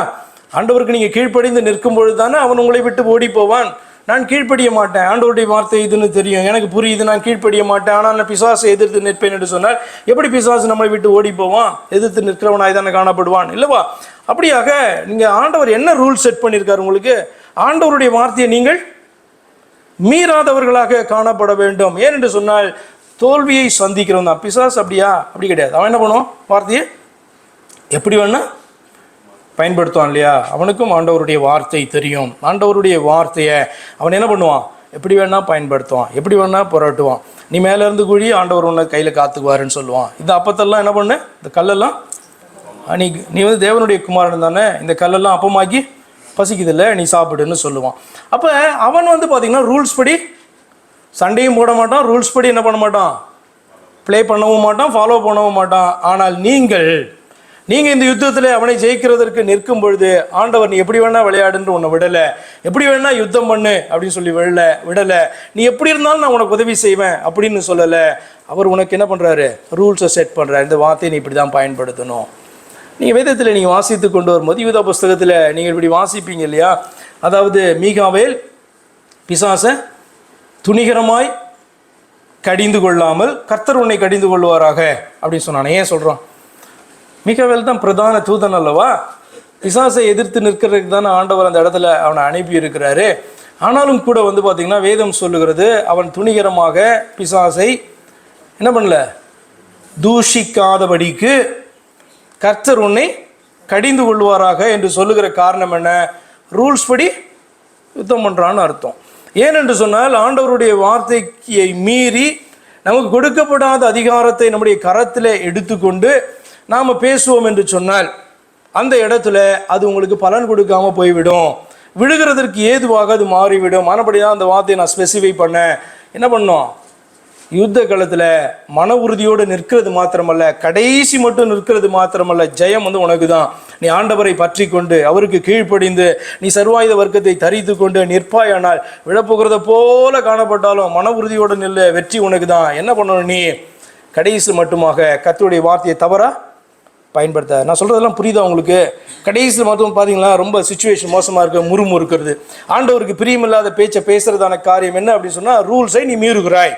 யுத்த களத்தில் இருக்க, ஆனால் ஆண்டவர் உனக்கு கொடுத்துருக்கிற ரூல்ஸை நீ மீறுகிறாய். அப்படி நம்ம காணப்படுவோம் என்று சொன்னால் அர்த்தம் இல்லை. இந்த யுத்தத்துக்கு ஆண்டவர் நம்மை பழக்குவிக்கிறவராக அவர் காணப்படுகிறார். அடுத்ததாக பாருங்கள், இந்த யுத்தத்தில் இந்த முதல் கைண்ட் ஆஃப் வாரில் இது வந்து பார்த்திங்கன்னா ஒவ்வொரு மனுஷனுக்கும் உரியது என்று பவுல் சொல்லுகிறார். பிலிப்பியர் 1:30 this battle is not for some alone but for every believer. நான் விசுவாசி அப்படின்னு நீங்கள் வந்திருப்பீர்கள் என்று சொன்னால் உங்கள் எல்லாருக்கும் உரியது என்று அவர் சொல்லுகிறார். பிலிப்பியர் 1:30 நீங்கள் என்னிடத்திலே கண்டதும் எனக்கு உண்டென்று இப்பொழுது கேள்விப்படுகிறதுமான போராட்டமே உங்களுக்கும் உண்டு அப்படி சொல்கிறார். அப்போ நான் இதெல்லாம் வந்து பார்த்தீங்க அப்படின்னு சொன்னால் கடந்து வந்திருக்கிறேன், போராடி கொண்டிருக்கிறேன். ஒரு போராட்டம் முடிஞ்சாலும் இன்னொரு போராட்டம் வரலாம். அப்போ பவுல் வந்து எல்லா போராட்டத்தையும் வந்து பார்த்தீங்க அப்படின்னு சொன்னால் கடைசியில் முடிக்கிறார் என்பது உண்மை. ஆனால் அதே நேரத்தில் ஒரு போராட்டம் முடிந்த பிறகு அடுத்த போராட்டம் வராது என்பதும் அல்ல. அப்போ இது நம்முடைய போராட்டத்தில் ஜெயம் உண்டாகும், திரும்ப வேறு போராட்டம் உண்டாகும், திரும்ப அதில் ஜெயம் உண்டாகும். ஆனால் எல்லாவற்றிலும் நீ ஆண்டவரை இவன் இந்த ரூல்ஸை பிடிச்சிக்கோங்க. ட்ரஸ்ட் காட், அடுத்தது என்ன? ஒபே காட், அடுத்தது stand firm in the battle field. இந்த யுத்த காலத்தில் நீங்கள் தான் யுத்தம் பண்ணணும். Stand firm in the battle field. அடுத்து fight with the armour of God. Receive பண்ணுங்க, நம்புங்க, இதெல்லாம் ஆண்டவர் எனக்கு கொடுத்துருக்கிறாரு அப்படின்னு சொல்லிட்டு அந்த லிஸ்ட் காணப்படுது இல்லையா? 14 18 இருக்கிறதான வசனங்களை ஒரு 7 காரியம் காணப்படும். 7 என்பது முழுமையில் 7 குறித்து அங்கே ஆண்டவர் பேசுகிறார். சர்வாயுத வர்க்கத்தை பெற்றுக்கொண்டு என்ன பண்ணுங்க? பிசாசை போல யுத்தம் பண்ண வேணாம். என்ன பண்ணணும்? நம்ம ஆண்டவருடைய வார்த்தையின்படி யுத்தம் பண்ணணும். இப்படி தான் அந்த வார்த்தையை பயன்படுத்தணும் அப்படின்னு சொல்லி வேத வார்த்தைகளை புரட்டாதபடிக்கு, தவறாக அதை பயன்படுத்தாதபடிக்கு நீங்கள் நிற்பீர்கள் என்று சொன்னால் வேதம் சொல்லுகிறது ஜெயம் நிச்சயமாக உங்களுக்கு என்று சொல்லி. அப்போ பவுல் சொல்லுகிறார், என்னிடத்திலே நீங்கள் கேள்விப்பட்டதுமான போராட்டமே உங்களுக்கும் உண்டு என்று சொல்லி அந்த இடத்துல சொல்லுகிறதை பாருங்க. என்ன போராட்டம்? ரெண்டு நேரம் பேசிட்டு இருக்கீங்க, என்ன போராட்டம் என்ன போராட்டம் அப்படின்ற ஒரு கேள்வி வந்தது அப்படின்னு சொன்னால் 27 29 வரைக்கும் பாருங்கள். அதில் ஒரு காரியம் சொல்லப்பட்டிருக்கு. பிலிப்பியர்லேயே தான் 1ஆம் அதிகாரத்தில் 27 20. நான் வந்து உங்களை கண்டாலும் நான் வராமல் இருந்தாலும் நீங்கள் ஒரே ஆவியிலே உறுதியாய் நின்று. நான் இதை வாசித்துறேன், அப்புறம் நீங்கள் சொல்லுங்கள் அது என்ன போராட்டம் அப்படின்ட்டு. என்ன போராட்டம் நமக்கு விரோதமாய் வரும்? நான் வந்து உங்களை கண்டாலும் நான் வராமல் இருந்தாலும் நீங்கள் ஒரே ஆவியிலே உறுதியாய் நின்று ஒரே ஆத்துமாவிலே நாளே சுவிசேஷத்தின் விசுவாசத்திற்காக கூட போராடி எதிர்க்கிறவர்களால் ஒன்றிலும் மருளாதிருக்கிறீர்கள் என்று உங்களை குறித்து நான் கேள்விப்படும்படி எவ்விதத்திலும் நீங்கள் கிறிஸ்துவின் சுவிசேஷத்திற்கு பாத்திரராக மாத்திரம் நடந்து கொள்ளுங்கள். நீங்கள் மருளாதிருக்கிறது அவர்கள் கெட்டு போகிறதற்கும் நீங்கள் ரட்சிக்கப்படுகிறதற்கும் அத்தாட்சியாய் இருக்கிறது. இதுவும் தேவனுடைய செயலே. ஏனெனில் கிறிஸ்துவனிடத்தில் விசுவாசமாய் இருக்கிறதற்கு மாத்திரம் அல்ல, அவர் நிமித்தமாக பாடுபடுகிறதற்கும் உங்களுக்கு அருளப்பட்டு இருக்கிறது. என்ன புரிஞ்சுக்கிட்டீங்க? என்ன போராட்டம்னு நினைக்கிறீங்க? இந்த ஆவிக்குரிய போராட்டம்ன்றது எதை ஃபோக்கஸ் பண்ணியே நடத்தப்படுகிறதா இருக்குது? உங்களில் பிசாசு எதை ஃபோக்கஸ் பண்ணி இந்த போராட்டத்தை அவன் நடத்துகிறான்? நமக்கு முன்பாக வார் டிக்ளேர் பண்ணியிருக்கான் அப்படின்னா எதை ஃபோக்கஸ் பண்ணி அவன் பண்ணுறான்? அவன் சிந்திச்சு பாருங்கள். என்ன சொல்கிறார் பவுலிங்க? எப்படி? உங்களுடைய விசுவாசத்துக்கு விரோதமாக. ஏன் தெரியுமா? உங்களுடைய விசுவாசம் ரொம்ப விலையேற பெற்றது என்று வேதம் சொல்லுகிறது. அழிந்து போகிறதான பொன் அக்னியினாலே அது சோதிக்கப்படுமானால் அதைவிட விலையேற பெற்றதான உங்களுடைய விசுவாசம் சோதிக்கப்படுவது நிச்சயமாக இருக்கிறது என்று பவுல் தன்னுடைய நிருபத்தில் எழுதுகிறார். அப்போ இங்கேயும் அதே காரியத்தை தான் சொல்கிறார். ஆவிக்குரிய போராட்டம் அதுக்கு உங்களை பழக்குவிக்கிறார் அப்படின்னு சொல்லுகிறதுனுடைய அர்த்தம் என்ன அப்படின்னு சொன்னால், நீங்கள் ஒரு விசுவாசத்துக்குள்ளே வந்திருக்கிறீங்க, அந்த விசுவாசம் உங்களை பரலோகத்துக்கு கொண்டு செல்லுகிறதான விசுவாசமாக இருந்தால், சரியான சுவிசேஷத்தை நீங்கள் கேட்டு, சரியான சுவிசேஷம் என்ன? மெய்யான தேவன் இவர்தான் என்று அறிந்து அவர் மேலே வைக்கிறதான விசுவாசம் தான் சரியான. அவன் ரைட்? ஆமாம், தேவன் மனிதனாக உன்னை ரட்சிக்கிறதற்கு இந்த பூமியிலே அந்த தேவனே வெளிப்பட்டார். அவர் உன்னை ரட்சிக்கிறதற்கான இந்த காரியத்தை செய்தார். உன்னை ரட்சிக்க வேண்டுமானால் உன் பாவம் மன்னிக்கப்பட வேண்டும். உன் பாவம் மன்னிக்கப்பட வேண்டுமானால் உன்னுடைய பாவத்துக்கான பரிகாரம் செலுத்தப்பட்டாக வேண்டும். அப்போ சுவிசேஷம் என்பது என்ன சொல்லுகிறது? பரலோக ராஜ்யத்தில் நீ பிரவேசிப்பாய், ரொம்ப பக்கத்தில் வந்துருச்சு பரலோக ராஜ்யம் என்று சொல்லுகிறது சுவிசேஷம். ஆனால் அந்த சுவிசேஷம் என்ன கற்றுக் கொடுக்கிறது? மெய்யான தேவன் யார் என்று அறிந்து அவர் மேலே வைக்கிற அந்த விசுவாசம் உன்னை பரலோக ராஜ்யத்துக்கு கொண்டு போகும் என்று சொல்லுகிறது. அந்த வாக்குத்தத்தத்தை பெறுகிறாய். அப்போ மெய்யான சுவிசேஷத்தை நீ கேட்டு அதை விசுவாசிப்பாயானால் அந்த விசுவாசம் என்பது தேவனுடைய பார்வையில் ரொம்ப விலையேற பெற்றது. அதற்கு என்ன அப்படின்னு சொன்னால் மதிப்பே கிடையாது, அந்த அளவுக்கு மதிப்பற்றதாய் காணப்படுது. அப்படிப்பட்டதான அந்த விசுவாசத்தை தான் யார் என்ன பண்ணுவா? பிசாசு டார்கெட் பண்ணுவோம். உங்களை பரலோக ராஜ்யத்துக்குள்ளே நீ போயிடக்கூடாது, இந்த தேவனை விசுவாசிக்க கூடாது, இதெல்லாம் செய்ய மாட்டான். அந்த தேவன் மேலே நீங்கள் ஒரு விசுவாசத்தை வச்சிருக்கீங்க பாருங்கள், அந்த விசுவாசத்தை மாற்றும்படியாக, அந்த விசுவாசத்தை நீங்கள் கைவிடும்படியாக, அந்த நம்பிக்கையிலிருந்து நீங்கள் விழும்படியான காரியத்தை அவன் தொடர்ந்து செய்கிறதற்கு அவன் விரும்புவான். அதான் சொல்லுகிறார், சுவிசேஷத்தின் விசுவாசத்திற்காக நீங்கள் கூட போராடி என்னவானாலும் சரி, இந்த விசுவாசத்தை நான் என்ன பண்ண மாட்டேன். திரும்ப எனக்கு யோபு தான் ஞாபகம் வருகிறார். என்ன சொல்கிறார் அவர்? இந்த போராட்டம் எந்த எக்ஸ்ட்ரீமுக்கு போயிடும்? யோபு பார்த்தீங்க அப்படின்னு சொன்னால் என்ன பண்ணுறாரு? சோதிக்கப்படுகிறார். அப்போ சோதிக்கப்படும் போது யோபுக்கு தெரியுது சில காரியங்கள், அநேக காரியங்கள் தெரியவே இல்லை. ஏன் நடக்குது, ஏன் இப்படியான பிரச்சனை, அது தெரியல. ஆனால் ஒன்றில் மட்டும் ஒரு உறுதியாய் காணப்படுகிறார். இந்த சோதனையானது எவ்வளோ எக்ஸ்ட்ரீமுக்கு போகும்? எவ்வளோ தூரம் போகும்? சோதனை எவ்வளோ எக்ஸ்ட்ரீம் போகும்? ஜீவன் போகிற வரைக்கும் தான். என்ன மேக்சிமம் போனால் அப்படின்னு சொன்னால் உயிரோடு இருக்க மாட்டேன். அவர் சொல்லுகிறார், என்னை நீர் கொன்று போட்டாலும் உண்மையில் நம்பிக்கையாக இருப்பேன். ஒரு முடிவு எடுக்கிறாரு, எப்படியா இருந்தாலும் எனக்கு மரணம் ஒரு நாள் உண்டு, அது இன்னைக்கு நடந்தாலும் சரி. உயிர்த்தெழுதல் என்பது உண்டு. உயிர்த்தெழுதலை நான் உண்மை சந்திப்பேன், நான் உம்மிடத்துல நான் கேட்பேன் நான் அப்படி சொல்கிறேன். அவன் என்ன சொல்லுகிறான், எந்த எக்ஸ்ட்ரீமுக்கு கொண்டு போயிட்டு வருது, இது வந்து பார்த்தீங்கன்னா மரணம் அதிகம் தான் மேக்சிமம், அதுக்கு மேலே கிடையாது. ஆனால் மரணமே உண்டானாலும் உம்மீது நான் வைத்துதான நம்பிக்கையிலிருந்து நான் விடமாட்டேன், அந்த நம்பிக்கையை விடமாட்டேன். நீ தான் என்னுடைய தெய்வம். எனக்கு நிறைய விஷயங்கள் புரியாமல் இருக்கலாம், ஆனால் நீர் என்னை கொன்று போட்டாலும் சரி நான் உம்மீது நம்பிக்கையாக இருப்பேன். வேறொரு தெய்வத்துக்கு பின்பாக ஓட மாட்டேன், வேறொன்றை தெய்வம் என்று சொல்ல மாட்டேன். கர்த்தர் என்கிறவரை அன்றி வேறே தெய்வம் எனக்கு இல்லை என்று சொல்லி பாருங்க, பிசாசு எந்தெந்த விதத்துலலாம் ட்ரை பண்ணுறான். என்ன, மனைவியின் மூலமாக சொல்கிறான், ஆண்டவரே நீ தூஷித்து ஏன் இப்படி கஷ்டப்பட்டுருக்க, தூஷித்து ஜீவனை விட, நான் தூஷிக்க மாட்டேன், நான் தூஷிக்க மாட்டேன், என் வாயினால் அவரை நான் தூஷிக்க மாட்டேன் அப்படி சொன்னா இல்லையா. அப்போ அது நீங்கள் பார்க்கும்பொழுது அந்த அவனுடைய லைஃப் டைமில் நீங்கள் பார்ப்பீங்க, அவன் எதிர்பாராத அளவுக்கு ஆண்டவர் என்ன பண்ணார், அவனை ரெட்டிப்பா எல்லாத்தையும் எழுந்ததை போல காணப்படுச்சு. அவர் சொன்னார் அல்லவா, சவுல் கழுதைகளை தேடி என்ன பண்ணுறான், ஓடுறான், கழுதைகளை தேடி அவன் ஓடுறான். கடைசியில் வந்து பார்த்தீங்கன்னா கழுதையை வந்து கண்டுபிடிக்க முடியல, இங்கே அங்கெல்லாம் பட்டணத்துக்கெல்லாம் சுற்றுறாங்க, எங்கேயும் கண்டுபிடிக்க முடியல. 2 நாள் ஆயிடுச்சு, 3ஆவது நாள் ஆயிடுச்சு. அவன் என்ன பண்ணலாம், கழுதையை மறந்துட்டு அப்பா நமக்காக கவலைப்படாத வரைக்கும் நம்ம என்ன பண்ணுவோம், அவர் பாவம் டென்ஷன் ஆகிட போகிறார், நம்ம ரிட்டர்ன் போகலாம் அப்படின்னு வேலைக்காரன் சொல்கிறான். வேலைக்காரன் ஒரு ஐடியா சொல்கிறான், இங்கே வந்து தேவனுடைய மனுஷன் ஒருத்தர் இருக்கார், அங்கே நம்ம போனால் எங்கே அப்படின்ட்டு வழியை வந்து அட்லீஸ்ட் சொல்லுவார் என்று சொல்லி வேறு வழியே இல்லாத போது ஆண்டவரை தேடுகிறதான காரியம் பரவாயில்ல, அட்லீஸ்ட் அதுவும் நல்லது தான். அப்படியே முயற்சி செஞ்சு பார்த்துட்டேன், எல்லாம் தோல்வி, இப்போ வந்து ஆண்டவரை தேடுவோம். அங்கே போனால் ஆண்டவர் பார்த்தீங்கன்னா சாமுவேல்கிட்ட ஏற்கனவே என்ன பண்ணியிருக்காரு, பேசி இருக்கிறார். அதை நிமித்தமாக வந்து பார்த்தீங்க அப்படின்னு சொன்னால் எல்லாத்தையும் அவன் ஆயத்தப்படுத்தான். வரும்போது ஆண்டவர் சொல்கிறார், இவன் தான் அப்படின்னு சொல்லுகிறார்.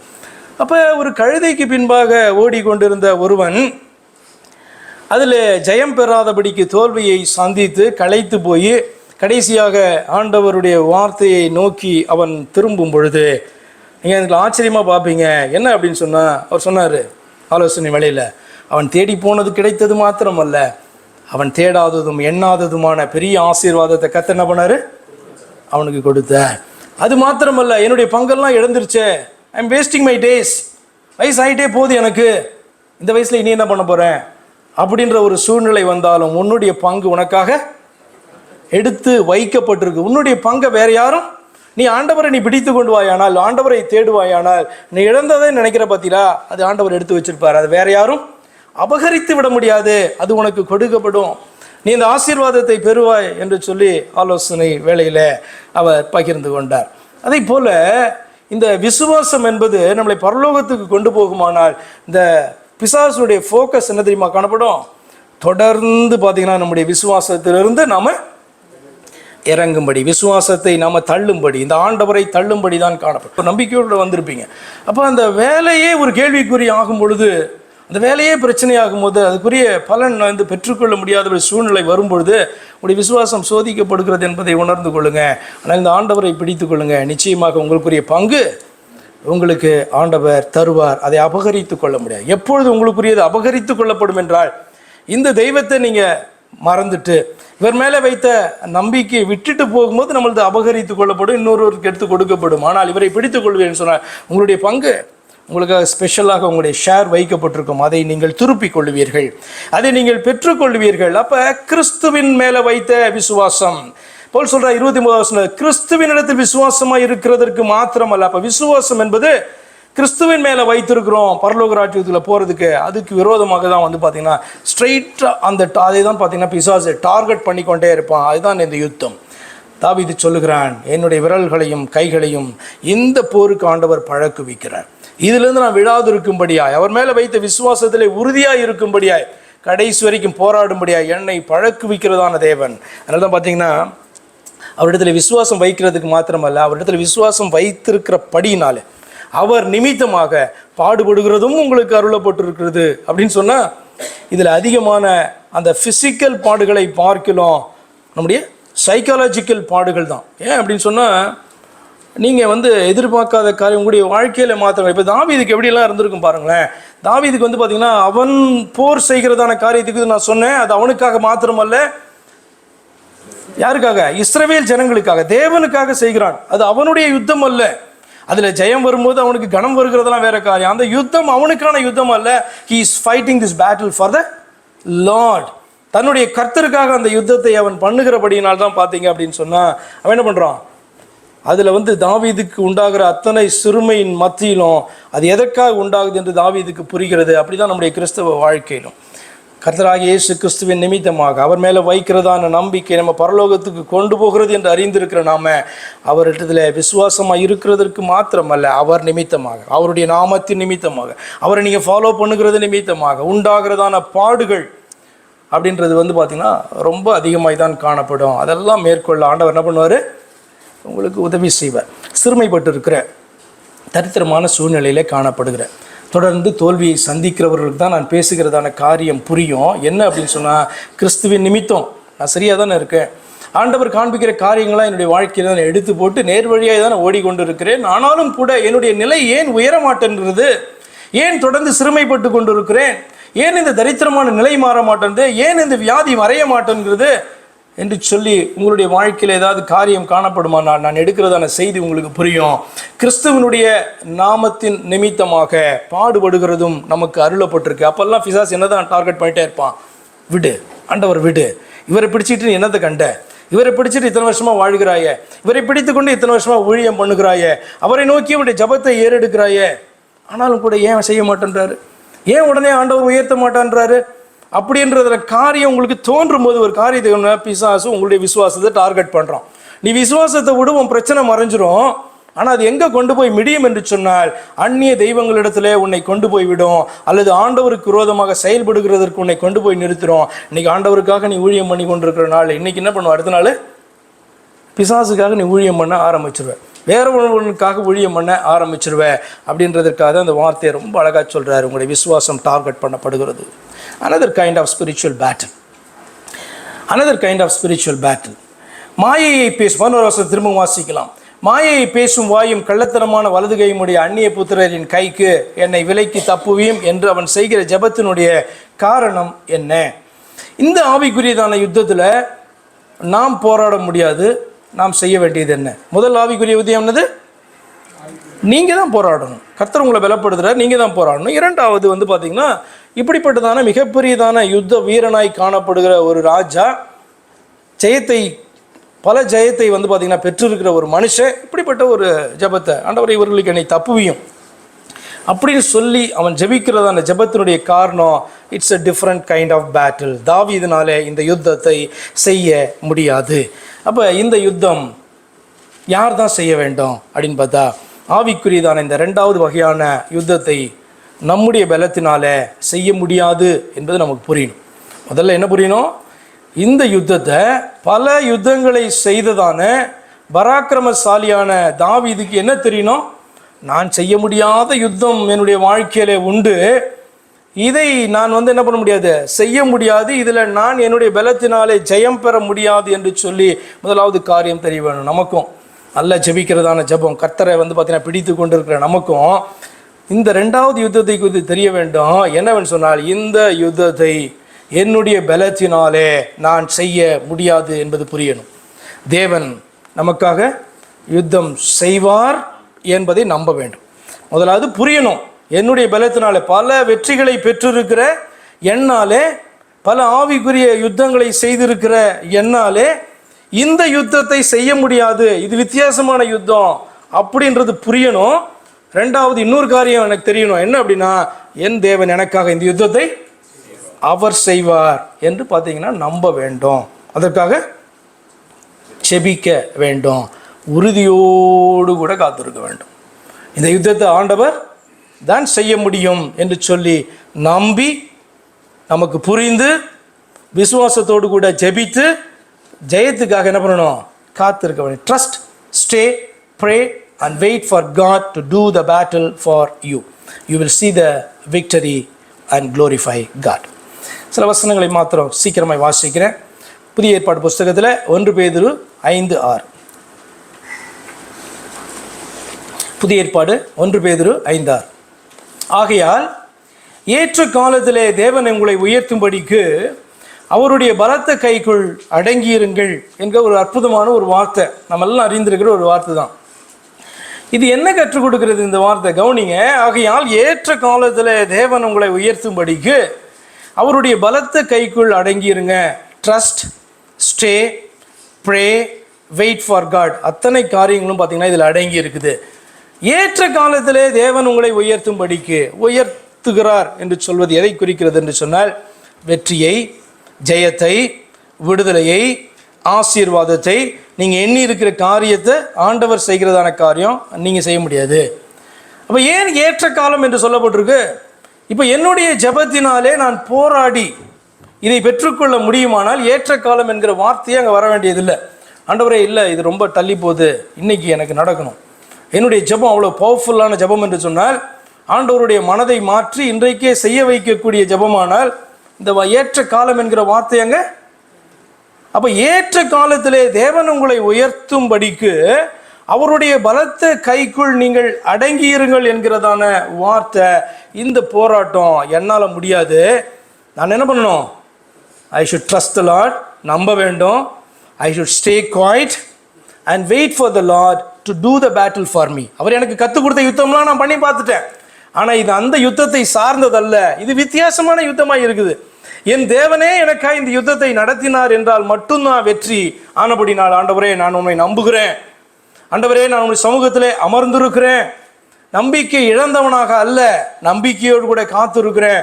ஆண்டவரே நீர் எனக்காக யுத்தம் பண்ணும். அதான் ஜெபிக்கிறான். என்ன அப்படி சொன்னா, இந்த மாயை பேசுகிற வாயும் கள்ளத்தலமான வலது கையுடைய அந்நிய புத்திரரின் கைக்கு என்னை நீர் தப்புவையும் என்று சொல்லுகிற ஜபம் எதை குறிக்கிறேன்னு சொன்னால், ஆண்டவரை ஏற்ற காலத்தில் நீர் என்னை உயர்த்தும்படிக்கு உம்முடைய பலத்த கைக்குள்ளே நான் அடங்கி இருக்கிறேன் என்பது இந்த இரண்டாவது வகையான யுத்தத்தை குறித்ததான வார்த்தை.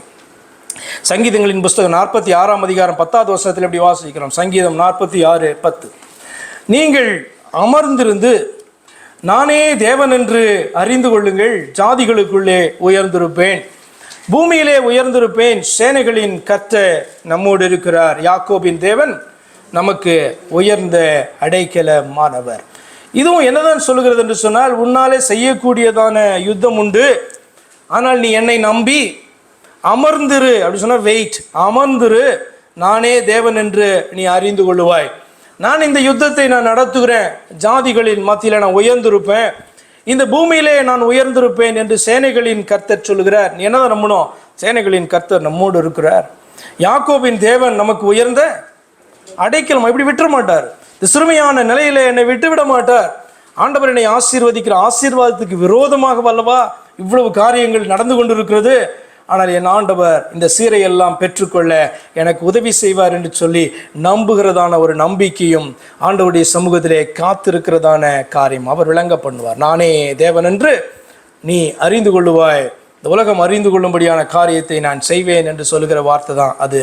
It's a battle done by God, அல்லது அவரே நடத்துகிற, அவரே செய்கிற, அவரே திட்டமிடுகிறதான ஒரு யுத்தமாக அது காணப்படும். யாத்திராகமம் புஸ்தகம் 12 14 வரைக்கும் ஒரு காரியத்தை வாசிப்போம். யாத்திராகமம் 12, 13, 14. நாங்கள் எகிப்திலே இருக்கும் பொழுது என்ன நடந்தது என்று சொன்னால், எகிப்திலிருந்து இந்த ஜனங்களை மீட்டெடுத்து ஆண்டவர் என்ன பண்ணார்? நடத்தி கொண்டு வருகிறார். திடீரென்று சொல்லி பார்த்தீங்கன்னா, இவர்களை தப்புவித்ததான அல்லது விடுதலை பண்ணினதான பார்வோன் ராஜா என்ன பண்ணுறான்? இல்லை, இந்த ஜனங்களெல்லாம் போயிட்டா எப்படி நம்முடைய தேசத்தில் அடிமைகளும் கிடையாது, நமக்காக பட்டணங்களை கட்டுறவர்களும் கிடையாது, சேவிக்கிறவர்களும் கிடையாது, ஆனபடினால் போய் பிடிக்கணும் அப்படின்ற ஒரு காரியம் அப்படி எழுதியிருக்கும் பைபிளில். ஆனால் அவனுடைய ஈகோ வந்து பார்த்திங்கன்னா இதெல்லாம் அக்செப்ட் பண்ணிக்கல. எப்படியா இருந்தாலும் போய் பிடிக்கணும் இந்த ஜனங்களை. எப்படி நம்மளை சிறுமைப்படுத்தி நம்மளை என்ன பண்ணுறது, கீழ்ப்படியை வச்சு அப்படி தான் பண்ணார் ஆண்டவர். 10 விதமான வாதைகளை தந்து அப்படி வந்து பார்த்திங்கன்னா நெஞ்சை நிமித்திட்டு இருந்தார் அந்த ராஜா. என்ன பண்ணுறாரு? அடிபணிய வைக்கிறார். இஸ்ரவேல் ஜனங்களுடைய சத்ருவாய் காணப்படுகிறதான பலத்தவனாகிய பார்வோனை என்ன பண்ணுறார் ஆண்டவர்? தன்னுடைய வல்லமையினாலே அவனை அடிபணியை வைத்து போய் தொலை அப்படின்ட்டு அவர்களை விடுதலையாக்கும்படியாக ஆண்டவர் என்ன பண்ணுறாரு? அப்படி பண்ணுவார் ஆண்டவர். சத்துருக்களை முழங்கால் படியிட வைப்பார், சத்துருடைய பாதத்தில் கொண்டு வந்து நிறுத்துகிறதான, அவனே சொல்லுவான் போ அப்படின்னு சொல்லுகிறதான காரியத்தை ஆண்டவர் என்ன பண்ணார்? செய்தார். அப்படியாக மீட்டெடுத்து, அப்படிதான் நம்மளை மீட்டெடுத்தார்ல, அப்படி தான் இந்த உலகத்தின் பிடியிலே காணப்பட்ட நம்மளை ஆண்டவர் வந்து மீட்டெடுத்து கொண்டு வர்றார். இங்கே வராங்க சத்துரு பார்த்தீங்க அப்படி சொன்னால், திடீர்னு என்ன பண்ணுறான்? கொஞ்சம் அவனுக்கு ஸ்ட்ரென்த் வந்திருக்குல்ல, விட்டோம், ஆண்டவர் நெருக்கிறத விட்டோன்னே கொஞ்சம் கொழுப்பு அதிகமாக இருக்குல்ல, என்ன பண்ணுறான்? துரத்திட்டு வரான். இவர்களுக்கு முன்பாக செங்கடல் காணப்படுது, இதை கிராஸ் பண்ண முடியாது. பின்னாடி வந்து அவனுடைய பார்வோனுடைய சேனைகள் வந்துருச்சு. பாருங்க, அப்போ சொல்லுகிறதாங்க, நாங்கள் எகிப்திலே இருக்கும் பொழுது நாங்கள் எகிப்தியருக்கு வேலை செய்ய எங்களை சும்மா விட்டுவிடும் என்று சொன்னோம் அல்லவா?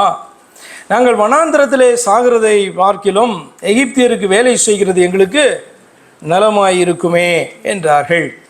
இப்படிப்பட்ட ஒரு வார்த்தையை ஏன் இந்த ஜனங்க பேசுகிறாங்க? போய் சிந்தித்து பாருங்க. என்ன அப்படின்னு சொன்னால், அந்த எண்டுக்கு வந்துட்டாங்க. இனி அவ்வளோதான், இப்போ நம்மளை கொல்ல போகிறார்கள். பார்வோன் சேனைகளோடு கூட வருகிறான். இவர்கள்ட்ட ஒன்றுமே கிடையாது, பெரும் கூட்டமாய் காணப்பட்டாலும் சேனைகள் என்று சொல்லும்போது அவர்கள் எளிதாக என்ன பண்ணுவாங்க? இவர்கள் எல்லாரையும் கொன்று போட்டு விடுவார். இவங்களுக்கு தெரியும் இப்போ கொல்ல போகிறான். அப்போ அவருடைய வாயிலேருந்து இந்த வார்த்தை வருது, எங்களை எகிப்தில் இருக்கும்படி எங்களை விட்டுற சொன்னோம்ல, அப்படியே வேலை பண்ணி அடிமையாக இருந்திருப்போம்ல, நாங்கள் இந்த வனாந்திரத்தில் கொண்டு சாகிறதை பார்க்கலாம் எகிப்தியருக்கு வேலை செய்கிறது நலமாக இருக்குமேன்னு சொல்கிறாங்க. 13ஆம் வசனம் சொல்லுகிறது, இப்போது மோசே ஜனங்களை நோக்கி, பயப்படாதிருங்கள், நீங்கள் நின்று கொண்டு இன்றைக்கு கர்த்தர் உங்களுக்கு செய்யும் ரட்சிப்பை பாருங்கள். இன்றைக்கு நீங்கள் காண்கிற எகிப்தியரை இனி என்றைக்கும் காண மாட்டீர்கள்.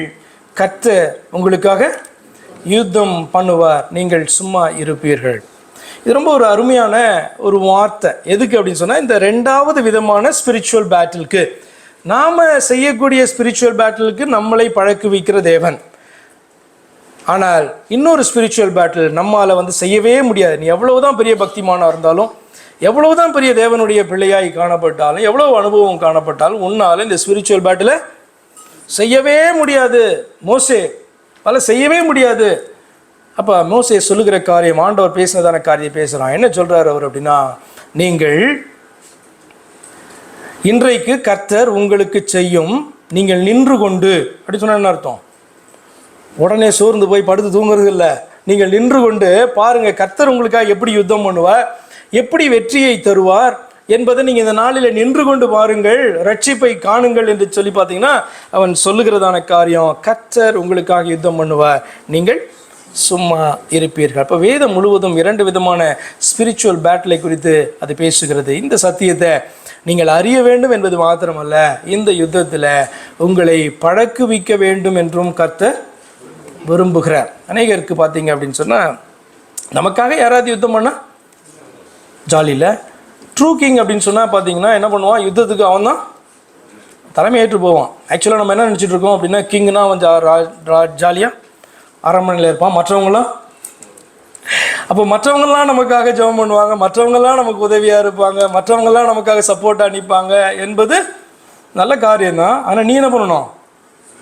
உனக்கான யுத்தத்தை நீ மாத்திரமே செய்ய முடியும். அதில் பக்கத்தில் இருந்தால் கூட, அப்பா இருந்தாலும் அம்மா இருந்தாலும் அந்த யுத்தத்தை என்ன பண்ண முடியாது, அவர்களால் நடத்த முடியாது. உன்னுடைய கணவன் நல்ல ஒரு பக்திமானாக இருக்கலாம், உன்னுடைய மனைவி நல்ல பக்திமான, உன்னுடைய மனைவி செய்ய முடியாத யுத்தம் ஒரு யுத்தம் உண்டு. அது தாவீது மாத்திரமே செய்கிறதான யுத்தமாக இருக்கு. அதனால தான் சொல்கிறேன், என் கைகளை என் விரல்களை. அதே போல் நீங்கள் கேளுங்க, ஆண்டவரே நம்புங்க, நீங்கள் எப்போ நீங்கள் கிறிஸ்தவனாய் அழைக்கப்பட்டு இந்த கர்த்தரை தெய்வமாய் கொண்டு இருப்பீங்கன்னு சொன்னால், உங்களை ஆண்டவர் ட்ரெயின் பண்ணிகிட்டே வரார். எவ்வளோ ட்ரெயின் பண்ணியிருப்பீங்க, எவ்வளோ ட்ரெயின் ஆகிருக்கீங்க எல்லாம் எப்போ தெரியும் உங்களுக்கு? நீங்கள் அந்த யுத்தத்தை செய்து நீங்கள் விழுந்து போகும்போது, இப்படி விசுவாசம் குறைஞ்சி விழுந்து போகும்போது நீங்கள் செய்கிற யுத்தத்தை குறித்து பேசுகிறேன். அப்போ பார்த்தீங்கன்னா உங்களுக்கு தெரியும் இல்லையே, ஜெயம் கொள்ளும்போது உங்களுக்கு தெரியும் பிசாசை மேற்கொண்டு. எப்போ பிசாசை மேற்கொண்டு நிற்கணும்னு அர்த்தம், உங்களுக்கு ஒரு சோதனையை கொண்டு வருகிறான். அந்த சோதனையில் நீங்கள் என்ன பண்ணுறீங்க?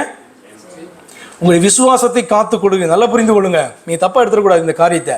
உங்களுக்கு சோதனையை கொண்டு வருகிறான். அந்த சோதனையின் முடிவில் நீங்கள் விசுவாசத்தை காத்து கொண்டு நிற்பீர்கள் என்று சொன்னால், ஏன்னா உங்கள் விசுவாசத்துக்கு விரோதமான காரியம் தான். நீங்கள் மற்றதெல்லாம் பார்க்காதீங்க, என்னுடைய வியாதி, எனக்கு விரோதமான காரியம், இது உடனே நடக்கவில்லை, என்னுடைய தோல்வி, இப்படிலாம் பார்க்காதீங்க. இதெல்லாம் எதற்கு என்று சொன்னால், உங்களுடைய விசுவாசத்தை குலைக்க முடியும். இது முடியும் பொழுது நீங்கள் என்ன தான் பார்ப்பீங்க அப்படின்னு சொன்னால், இதில் நிற்கும்போது உங்கள் விசுவாசத்தை நீங்கள் காத்து கொண்டீர்களா? விசுவாசத்தை காத்து கொண்டீங்க அப்படின்னு சொன்னால், அவன் பார்த்தீங்கன்னா இன்னும் பார்த்தீங்க அப்படின்னு சொன்னால் உங்களுக்கு விரோதமாக வந்து கொண்டு தான் இருப்பான். நீங்கள் என்ன பண்ணணும்? நான் என்னுடைய விசுவாசத்தை காத்து கொண்டு நான் நிற்பேன். இந்த யுத்தம் என்னால் செய்யக்கூடாத யுத்தமானால் என் தேவன் எனக்காக உதவி செய்ய வேண்டும் என்று சொல்லி நீங்கள் கேட்கிறதான யுத்தமாய் காணப்படும். இது பார்த்தீங்கன்னா டிஃப்ரெண்ட் கைண்ட் ஆஃப் வார் என்பதை நீங்கள் புரிந்து கொண்டு என்ன பண்ணலாம், அந்த ஸ்பிரிச்சுவல் வார்ஃபாருக்கு நீங்கள் அமர்ந்திருந்து தைரியமாக, சந்தோஷமாக, உற்சாகமாக, மன உறுதியோடு கூட நான் என்ன பண்ணுவேன்? கர்த்தரை நம்பி நிற்பேன். எனக்காக ஆண்டவர் யுத்தம் பண்ணி என்ன பண்ணுவார்? என்னதான் திரும்பி கொண்டு பயங்கரமான யுத்தத்தை மோசேயும் இஸ்ரவேல் ஜனங்களும் நடத்தினாலும் அது பெரிய சேதத்தை தான் அவர்களுக்கு உண்டாக்கியிருக்கும். மாத்திரமல்ல, அவர்கள் எப்படியா இருந்தாலும் செங்கடலை கிராஸ் பண்ணி அந்த பக்கம் எங்கே போகிறதுக்கு கிளம்புனாங்களோ அங்கே போகிறது கிடையாது. அப்போ அந்த யுத்தம் அவர்களுடைய யுத்தம் அல்ல, அது நிச்சயமாக ஆண்டவருடைய யுத்தம். ஆண்டவரை நோக்கி அவர்கள் திரும்ப பொழுது ஆண்டவர் சொன்ன காரியம், நான் உங்களுக்காக யுத்தம் பண்ணுவேன், என்னை நம்பி என்னை சார்ந்து கொண்டு நீங்கள் நில்லுங்க, என்னை நம்பி நில்லுங்க, நிச்சயமாக உங்களுக்கு ஜெயத்தை நான் தருவேன் நான் ஆண்டவர் சொன்னேன். அதனால் இந்த சத்தியத்தை அறிந்து கொள்வது மாத்திரமல்ல, இதற்கு என்னை பழக்குவிக்கிறார். எண்ணெய் அப்படின்னு சொல்லும்போது ஒவ்வொருவரும் நீங்கள் சிந்திக்க வேண்டும், எண்ணெய் பழக்குவிக்கிறார் இதற்கு என்று சொல்லி நீங்கள் புரிந்து கொள்ள வேண்டும். நியாயாதிபதிகள் 3ஆம் அதிகாரம் 1-4. கானான் தேசத்திலே நடந்த சகல யுத்தங்களையும் அறியாதிருந்த இஸ்ரவேலராகிய அனைவரையும் சோதிப்பதற்காகவும், இஸ்ரவேல் புத்திரரின் சந்ததியாரும் அதற்கு முன் யுத்தம் செய்ய அறியாதவர்களும் அவைகளை அறியும்படிக்கு பழக்குவிப்பதற்காகவும் கர்த்தர் விட்டு வைத்த ஜாதிகள் யாரென்றால், பெலிஸ்தியரின் 5 அதிபதிகளும் சகல கானானியரும் சீதோனியரும் பாகாலியர் முன் துவங்கி ஆமாத்துக்குள் பிரவேசிக்கும் வரைக்கும் லீபனோன் மலைகளிலே குடியிருக்கிற ஏவியருமாவே. கர்த்தர் மோசேயை கொண்டு தங்கள் பிதாக்களுக்கு விதித்த கற்பனைகளுக்கு இஸ்ரவேலர் தன்னுடைய பிள்ளைகள் தன்னுடைய ஜனங்கள் கீழ்ப்படிவார்களோ என்று அறியும்படிக்கு இஸ்ரவேலரை அவர்களாலே சோதிப்பதற்காக அவர்கள் விடப்பட்டிருந்தார்கள். அப்போ நமக்கு விரோதமான இந்த காரியங்களுக்கெல்லாம் பிசாசு தடை கொண்டு வரும்போது, நம்முடைய காடு கொஞ்சம் வீக்கான காடு, பிசாசு வேறு எவ்வளோ ஸ்ட்ராங் அப்படின்னு நினச்சிடாதீங்க. இந்த யுத்தத்தில் நம்மை பழக்கு வைப்பதற்காக ஆண்டவர் அனுமதித்திருக்கிறதான காரியங்களே ஒழிய, நான் இந்த பிள்ளையை ஆசீர்வதிக்க விரும்புகிறேன், நான் இந்த பாதையாக கூட்டிட்டு போக விரும்புகிறேன், என்னுடைய பிள்ளையை நான் உயர்த்த விரும்புகிறேன் என்று சொல்லுகிற ஆண்டவர் ஏன் எல்லாத்தையும் ரெடி பண்ணி அவரே என்ன பண்ணக்கூடாது? அவர் ரெடியாக தான் இருக்காரு. ஆனால் உனக்கு புரியணும் என்பதற்காக இந்த யுத்தங்களை ஆண்டவர் என்ன பண்ணுறாராம்? அனுமதிக்கிறாராம். அவர் வீக் என்பதற்காக அல்ல, அவரை நீ சார்ந்து கொள்ள வேண்டும், என்னுடைய பிள்ளை ஸ்ட்ராங்காக வேண்டும் என்பதற்காக அவர் அந்த காரியத்தை செய்கிறார் என்று வேதத்திலே நாம் வாசிக்கிறோம். அப்போ அந்த நாளில் பெரிய யுத்தத்தை செய்தார்கள். ஆனால் அவருடைய பிள்ளைகள் என்று வரும்பொழுது அவர்களுக்கு இந்த யுத்தம் குறித்து தெரியவே இல்லை. அவர்களை பழக்குவிக்கிறதற்காக ஆண்டவர் இந்த காரியத்தெல்லாம் செய்தார் என்று சொல்லி வாசிக்கும் போது ஒரு அற்புதமான ஒரு காரியமாக இருக்குது. So Israel was to be in a hostile environment. அன்னைக்கும் சரி இன்றைக்கும் சரி. அந்த நாளிலே இஸ்ரேல் ஜனங்களை சுற்றிலும் அவர்களுடைய சத்துருக்கள், இஸ்ரேல் தேசத்துக்குள்ளேயும் இப்போ நம்ம பார்க்கிறதான இந்த இவர்களெல்லாம் இஸ்ரேல் தேசத்துக்குள்ளும், அப்போ உள்ளேயும் வெளியேயும் சத்துருக்கள். they were living in a hostile environment. இன்றைக்கும் அப்படி தான், இன்னைக்கு வரைக்கும் உள்ளேயும் சரி வெளியும் சரி சத்துருக்களை கொண்டதான ஒரு இடமா, எப்போ நெருக்கலாம் இவங்களை, எப்போ கொண்டு போடலாம் அப்படின்ற சூழ்நிலை தான் வைக்கப்பட்டிருக்காங்க. அது எதை குறிக்குதுன்னா, உன்னை தான் குறிக்கிறது, உன்னுடைய கிறிஸ்தவ வாழ்க்கையை தான் குறிக்குது. உன்னுடைய எல்லைகளுக்குள்ளும் பிசாசு வர முடியும், ஸ்பைஸை உள்ளே வைக்க முடியும், உனக்கு விரோதமான காரியங்களை செய்ய முடியும், உன்னை சுற்றிலுமாகவும் நெருக்க முடியும். இப்போ as a believer we live in such a world. அப்படிப்பட்ட உலகத்தில் தான் நம்ம வாழ்ந்து கொண்டிருக்கிறோம். Do you believe? நீங்கள் கிறிஸ்தவர்களாக நீங்கள் காணப்படுவீர்கள் சொன்னால் அவருடைய வாழ்க்கையில் நடந்த அந்த காரியங்கள் என்ன கற்றுக் கொடுக்கிறது என்று சொன்னால், நாமும் இந்த உலகத்தில் அப்படிப்பட்ட சூழ்நிலையில் தான் வைக்கப்பட்டிருக்கிறோம் என்று சொல்லி நீங்கள் நம்பலை அப்படின்னா, யோவான் 15ஆம் அதிகாரம் 19 2வது பகுதி பாருங்கள். யோவான் 15:19, நான் உங்களை உலகத்திலிருந்து தெரிந்து கொண்டபடியினாலும் உலகம் உங்களை பகைக்கிறது, நான் உங்களை உலகத்திலிருந்து தெரிந்து கொண்டபடியினாலும். அப்போ நாம் தெரிந்து கொள்ளப்பட்டவர்கள் என்றால் நம்ம பரலோகத்திலிருந்தோ அல்லது வேறு ஸ்பேஸ்லேருந்தோ ஆண்டவர் நம்மளை என்ன பண்ணல, தெரிந்து கொள்ளலை.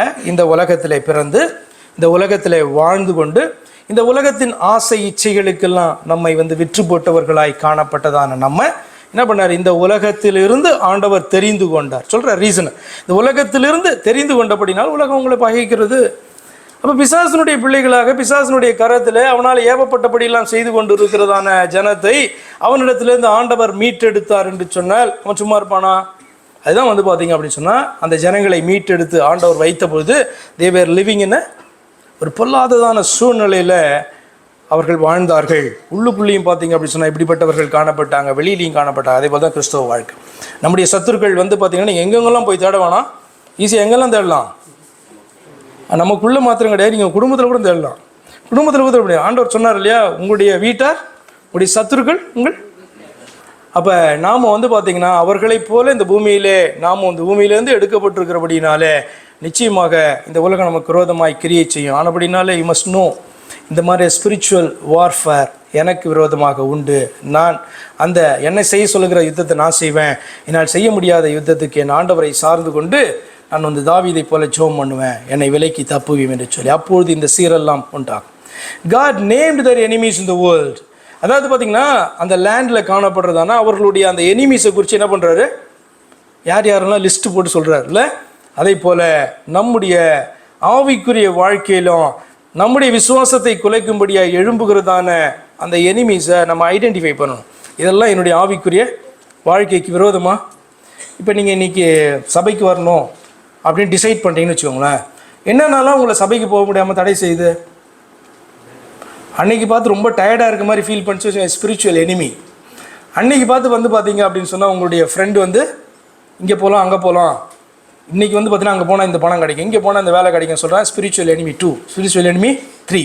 இப்படி வந்து பார்த்தீங்கன்னா நிறைய ஸ்பிரிச்சுவல் எனிமீஸ் காணப்படும். என்ன அப்படின்னா, கர்த்தருக்காக நான் செய்ய வேண்டும், கர்த்தருக்காக வாழ வேண்டும், கர்த்தருக்காக ஓட வேண்டும் என்று நீங்கள் முயற்சிக்கும் போது உங்களுக்கு விரோதமாக செயல்படுகிறதான காரியங்களை நீங்கள் என்ன பண்ணுங்க, ஐடென்டிஃபை பண்ணுங்க. இப்போ ஆண்டவர் வந்து பார்த்தீங்கன்னா ஐடென்டிஃபை பண்ணி லிஸ்ட் பண்ணுறார். பாரு, இதெல்லாம் உனக்குள்ளே காணப்படுது, உன்னுடைய எல்லைகளுக்குள்ளே காணப்படுது. ஏன்னா நீ கீழ்ப்படியாமல் விட்டபடினால உள்ளுக்குள்ளே வந்திருக்கு. இப்போ நீ என்ன பண்ணும், உனக்கு ட்ரெயின் பண்ணுறதுக்காக விட்டுட்டு நான் இப்போ நீ என்ன பண்ணும், சோதனை நேரத்தில் நீ என்னை சார்ந்து கொண்டு நீ யுத்தம் பண்ணுவாயானால் நீ வந்து அந்த இடத்துல ஜெயம் எடுக்க முடியும் என்று சொல்லி ஆண்டவர் கற்றுக் கொடுக்கிறதான காரியம் லோன். இது வந்து ஃபர்ஸ்ட் கைண்ட் ஆஃப் ஸ்பிரிச்சுவல் பேட்டினுடைய தொடர்ச்சி தான். அப்போ நியாயாதிபதிகள் 3ஆம் அதிகாரத்தில் 5-6 தொடர்ச்சியாக நம்ம என்ன வாசிக்கிறோம் அப்படின்னா, இப்படி இஸ்ரவேல் புத்திரர் கானானியர், ஏத்தியர், எமோரியர், பெர்ஷியர், ஏவியர், எபூசியர் ஆகிய இவர்கள் நடுவே குடியிருந்து அவர்களுடைய குமாரத்திகளை விவாகம் பண்ணி தங்களுடைய குமாரத்திகளை அவர்கள் குமாரருக்கு கொடுத்து அவர்கள் தேவர்களை சேவித்தார்கள்.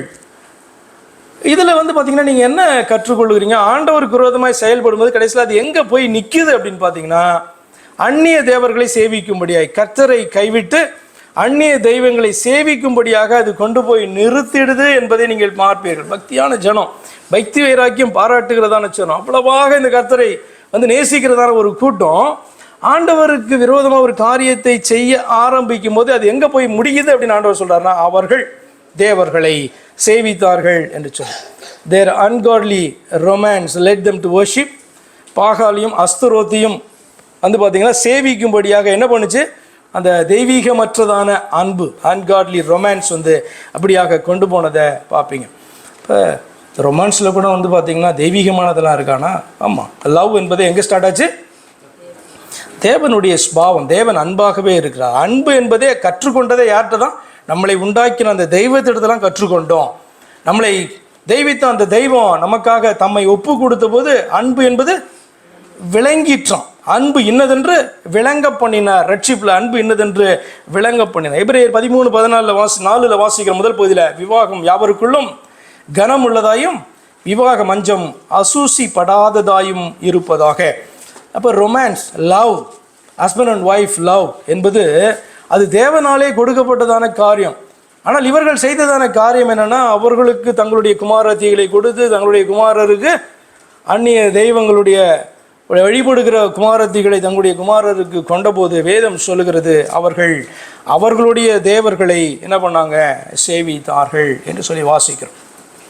இதில் என்ன விஷயம் இருக்குது அப்படின்னு சொன்னால், இப்போ ஒரு ஆண் பெண்ணை தானே திருமணம் பண்ணுறாரு, ஒரு பெண் ஆணை தானே விவாகம் செய்கிறாள் என்கிறதை தாண்டி இதில் ஒரு முக்கியமான காரியம் அடங்கி இருக்கிறது. என்ன அப்படின்னா, எப்படியா இருந்தாலும் அந்நிய தெய்வர்களை சேவித்து கொண்டிருந்தாலும் அவர்களை என் தேவனை சேவிக்கும்படியாக நான் மாற்றி விடுவேன், நான் அழைத்து கொண்டு வந்து விடுவேன் என்று எண்ணுகிற காரியம் வந்து பார்த்தீங்க அப்படின்னு சொன்னால் உன்னை பொறுத்தவரை நியாயமாக இருக்கலாம். ஆனால் எப்பொழுதுமே அது சாத்தியமாக எப்போயுமே சாத்தியமாகுது. சம்டைம்ஸ் ஓகே, ஆனால் மிஸ் ஆகிறதுக்கு நிறைய சான்ஸ் இருக்குது. அடுத்து வந்து பார்த்திங்கன்னா இதில் ஏன் வந்து பார்த்திங்கன்னா இந்த அன்காட்லி ரொமான்ஸ் அப்படின்னு சொன்னேன் எங்கே கொண்டு போய் நிறுத்திடும் இது அப்படின்றத எதுக்கு நான் அப்படி சொல்கிறேன் அப்படின்னா, இப்போ அவர்கள் என்ன பண்ணுவாங்க, நான் வந்து உன்னுடைய தெய்வத்தையும் என்னுடைய தெய்வமாக ஏற்றுக்கொள்கிறேன் என்று சொல்லி வருவாங்க. இது பெரிய விஷயமே கிடையாது. பாகால், அஸ்தரோத் இதெல்லாம் வேண்டி பணிந்து கொண்டு இருக்கிறவர்கள் கர்த்தர் என்கிறவரையும் தெய்வமாக ஏற்றுக்கொள்வது அவர்களுக்கு பெரிதாக இருக்காது, ஈஸியாக வரலாம். ஆனால் இந்த பக்கம் கர்த்தர் என்பவர் ஒருவரையே தெய்வமாய் கொண்டு இருக்கிறவர்கள் என்ன பண்ணோம், இப்படி இந்த பார்த்தீங்கன்னா அன்காட்லி மேரேஜ்குள்ளே போகும் பொழுது கர்த்தர் என்கிறவர் இப்படிப்பட்ட தெய்வங்களை தன்னோடு கூட ஒப்பிட்டு தன் அருகிலே வைக்கிறதற்கு அவர் அக்செப்ட் பண்ணிக்க மாட்டார். நீ வேணா சொல்லலாம், கர்த்தர் என் தெய்வம் தான், கர்த்தரை நான் பணிந்து கொள்வேன், கர்த்தருக்கு பயப்படுறேன், பாகால் அஸ்துரத்தி எனக்கு ஓகே, அதையும் நான் எடுத்துக்கிறேன் அப்படின்னு சொன்னா அந்த பக்கம் இது ஓகே, ஆனால் இந்த பக்கம் இது ஒர்க் அவுட் ஆகாது. அப்போ இது கடைசியில் எங்கே தான் போடும்னா ஈஸியாக வந்து பார்த்தீங்கன்னா இந்த மேரேஜுக்குள்ளே நீங்கள் போக முடியும். ஆனால் எப்பொழுதுமே இந்த மேரேஜ்லேருந்து என்ன பண்ண முடியாது, நீங்கள் தப்பி வர முடியாது. அதுக்கு பதிலாக என்ன அதில் போய் முடியும் அப்படின்னு சொன்னால் எளிதாக அவர்கள் தெய்வங்களை சேவிக்கும்படியான இடத்துக்கு கொண்டு போய் விட்டுரும். அதனால் ஆண்டவர் அழகாய் சொன்னார் இதை குறித்து. மார்க்கு 10:29-30 அதற்கு இயேசு பிரதியுத்தரமாக, என் நிமித்தமாகவும் சுவிசேஷத்து நிமித்தமாகவும் வீட்டையாவது சகோதரரையாவது சகோதரிகளையாவது தகப்பனையாவது தாயையாவது மனைவியாவது பிள்ளைகளையாவது நிலங்களையாவது விட்டவன் எவனும் இப்போது மறுமையிலே துன்பங்களோடு கூட 100 வீடுகளையும் சகோதரரையும் சகோதரிகளையும் தாய்களையும் பிள்ளைகளையும் நிலங்களையும் மறுமையிலே நித்திய ஜீவனையும் அடைவான் என்று மெய்யாகவே உங்களுக்கு சொல்லுகிறேன். Often an ungodly romance falls into this category. எதுக்காக ஆண்டவர் இப்படிப்பட்டதான வார்த்தையை பேசினார்? என் நிமித்தமாக இதெல்லாம் விட்டவர்கள் வந்து பார்த்தீங்க அப்படின்னு சொன்னால் நீங்கள் இம்மையிலே 100 மறுமையிலே நித்திய ஜீவனை அடைவீர்கள். இன்னொரு இடத்துல சொல்லுவார், என்னை பார்க்கணும் நீ அதிகமாக மற்றவர்களை நேசிக்காவிட்டால். இன்னொரு இடத்துல சொல்லப்பட்டிருக்கோம், நீங்கள் வந்து பார்த்தோன்னா அவர்களை வெறுக்காவிட்டால் அப்படி சொல்வார். அதனுடைய மீனிங் என்ன அப்படின்னு சொன்னால் 2 காரியம் காணப்படுது. ஒன்று, நாம் தேவனுக்கு கொடுக்க வேண்டியதான இடத்தை தேவனுக்கு கொடுக்காதபடி இதுக்கெல்லாம் கொடுப்போம் அப்படின்னும் போது ஆண்டவரால் அதை அக்செப்ட் பண்ணிக்க முடியாது. நான் ஏற்கனவே சொன்னேன், இந்த பக்கம் பாகால் அஸ்தரோத் வழிபடுகிறவர்கள் இந்த கர்த்தர் என்கிறதானவர்களை வழிபடுகிறதான ஜனங்களோடு கூட இன்டர் மேரேஜ் வரும்போது அவர்கள் எளிதாக கர்த்தரை என்ன பண்ண முடியும், கர்த்தரையும் அக்செப்ட் பண்ணிக்க முடியும். ஆனால் இந்த பக்கம் கர்த்தரை அக்செப்ட் பண்ணிட்டு கர்த்தர் என்ன சொல்கிறார், என்னை ஏண்டி உனக்கு வேறே தேவர்கள் இருக்கக்கூடாது, எனக்கு யாரையும் நீ சமமாக்கக்கூடாது அப்படின்றார். அப்படின்னும் போது என்ன பண்ணுமா, இவங்க நிச்சயமாக இவர்களுடைய இதை தான் இவர்கள் விட வேண்டி இருக்குமே ஒழிய அந்த பக்கம் போகிறதுக்கு வாய்ப்பு கம்மியாக இருக்கும் என்றபடினால் தான் பார்த்தீங்கன்னா ஆண்டவன் இந்த காரியம் சொன்னார். ஒன்று, அவருக்கு கொடுக்க வேண்டிய இடத்தை மற்றவர்களுக்கு கொடுக்கிறதான காரியம்.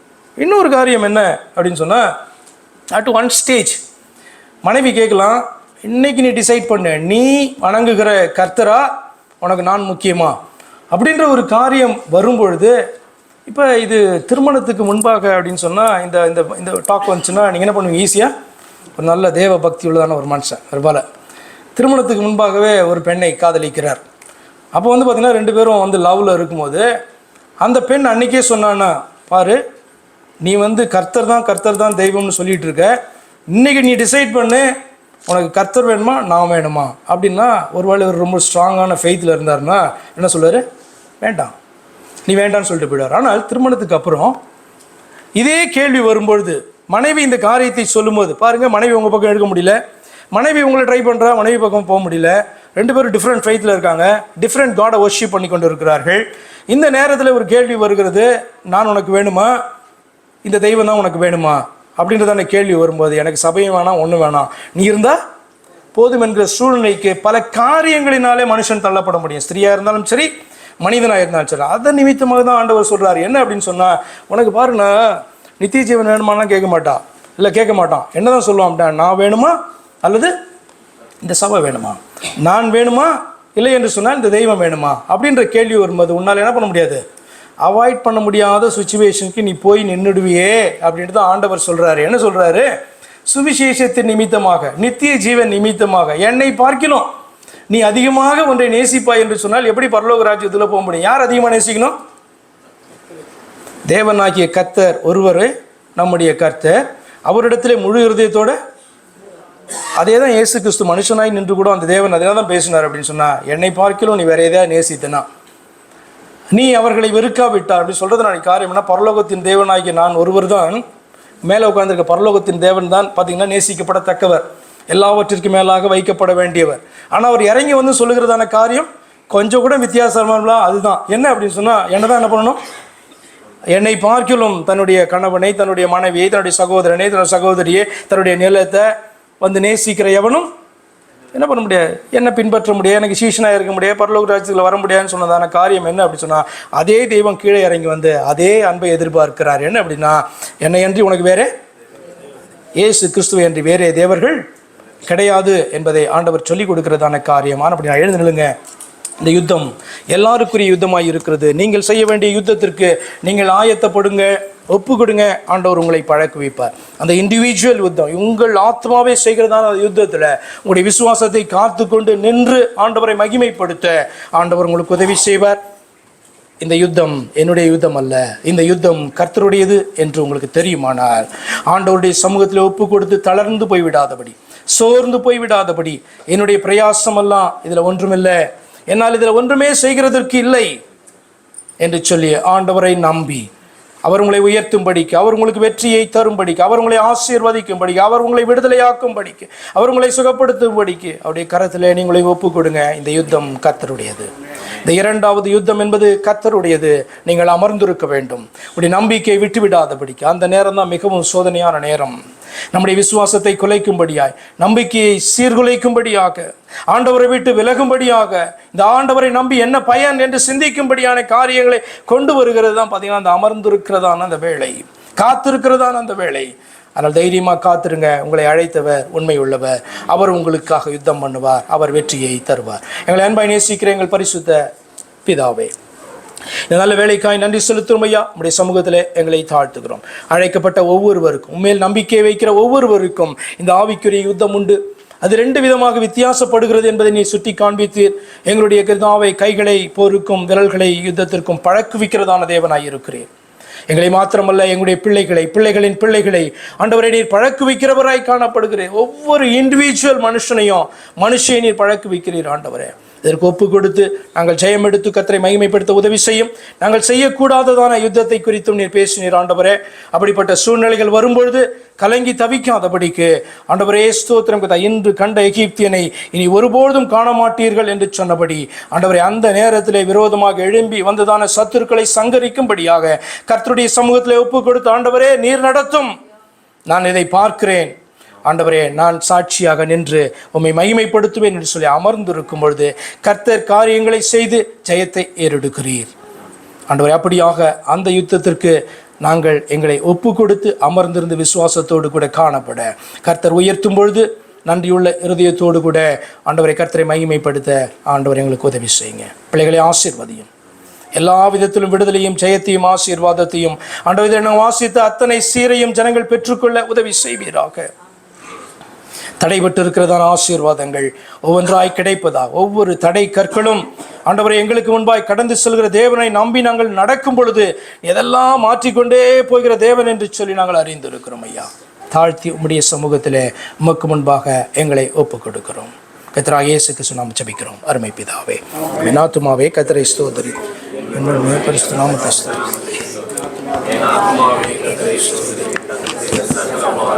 மறவாதே. ஆமென். நம்முடைய கர்த்தராகிய இயேசு கிறிஸ்துவின் கிருபையும் இந்த தேவனுடைய அன்பும் இந்த தேவனுடைய பரிசுத்த ஆவியின் ஐக்கியமும் இன்றும் சதா காலங்களிலும் உங்கள் அனைவரோடும் கூட இருப்பதாக. ஆமென்.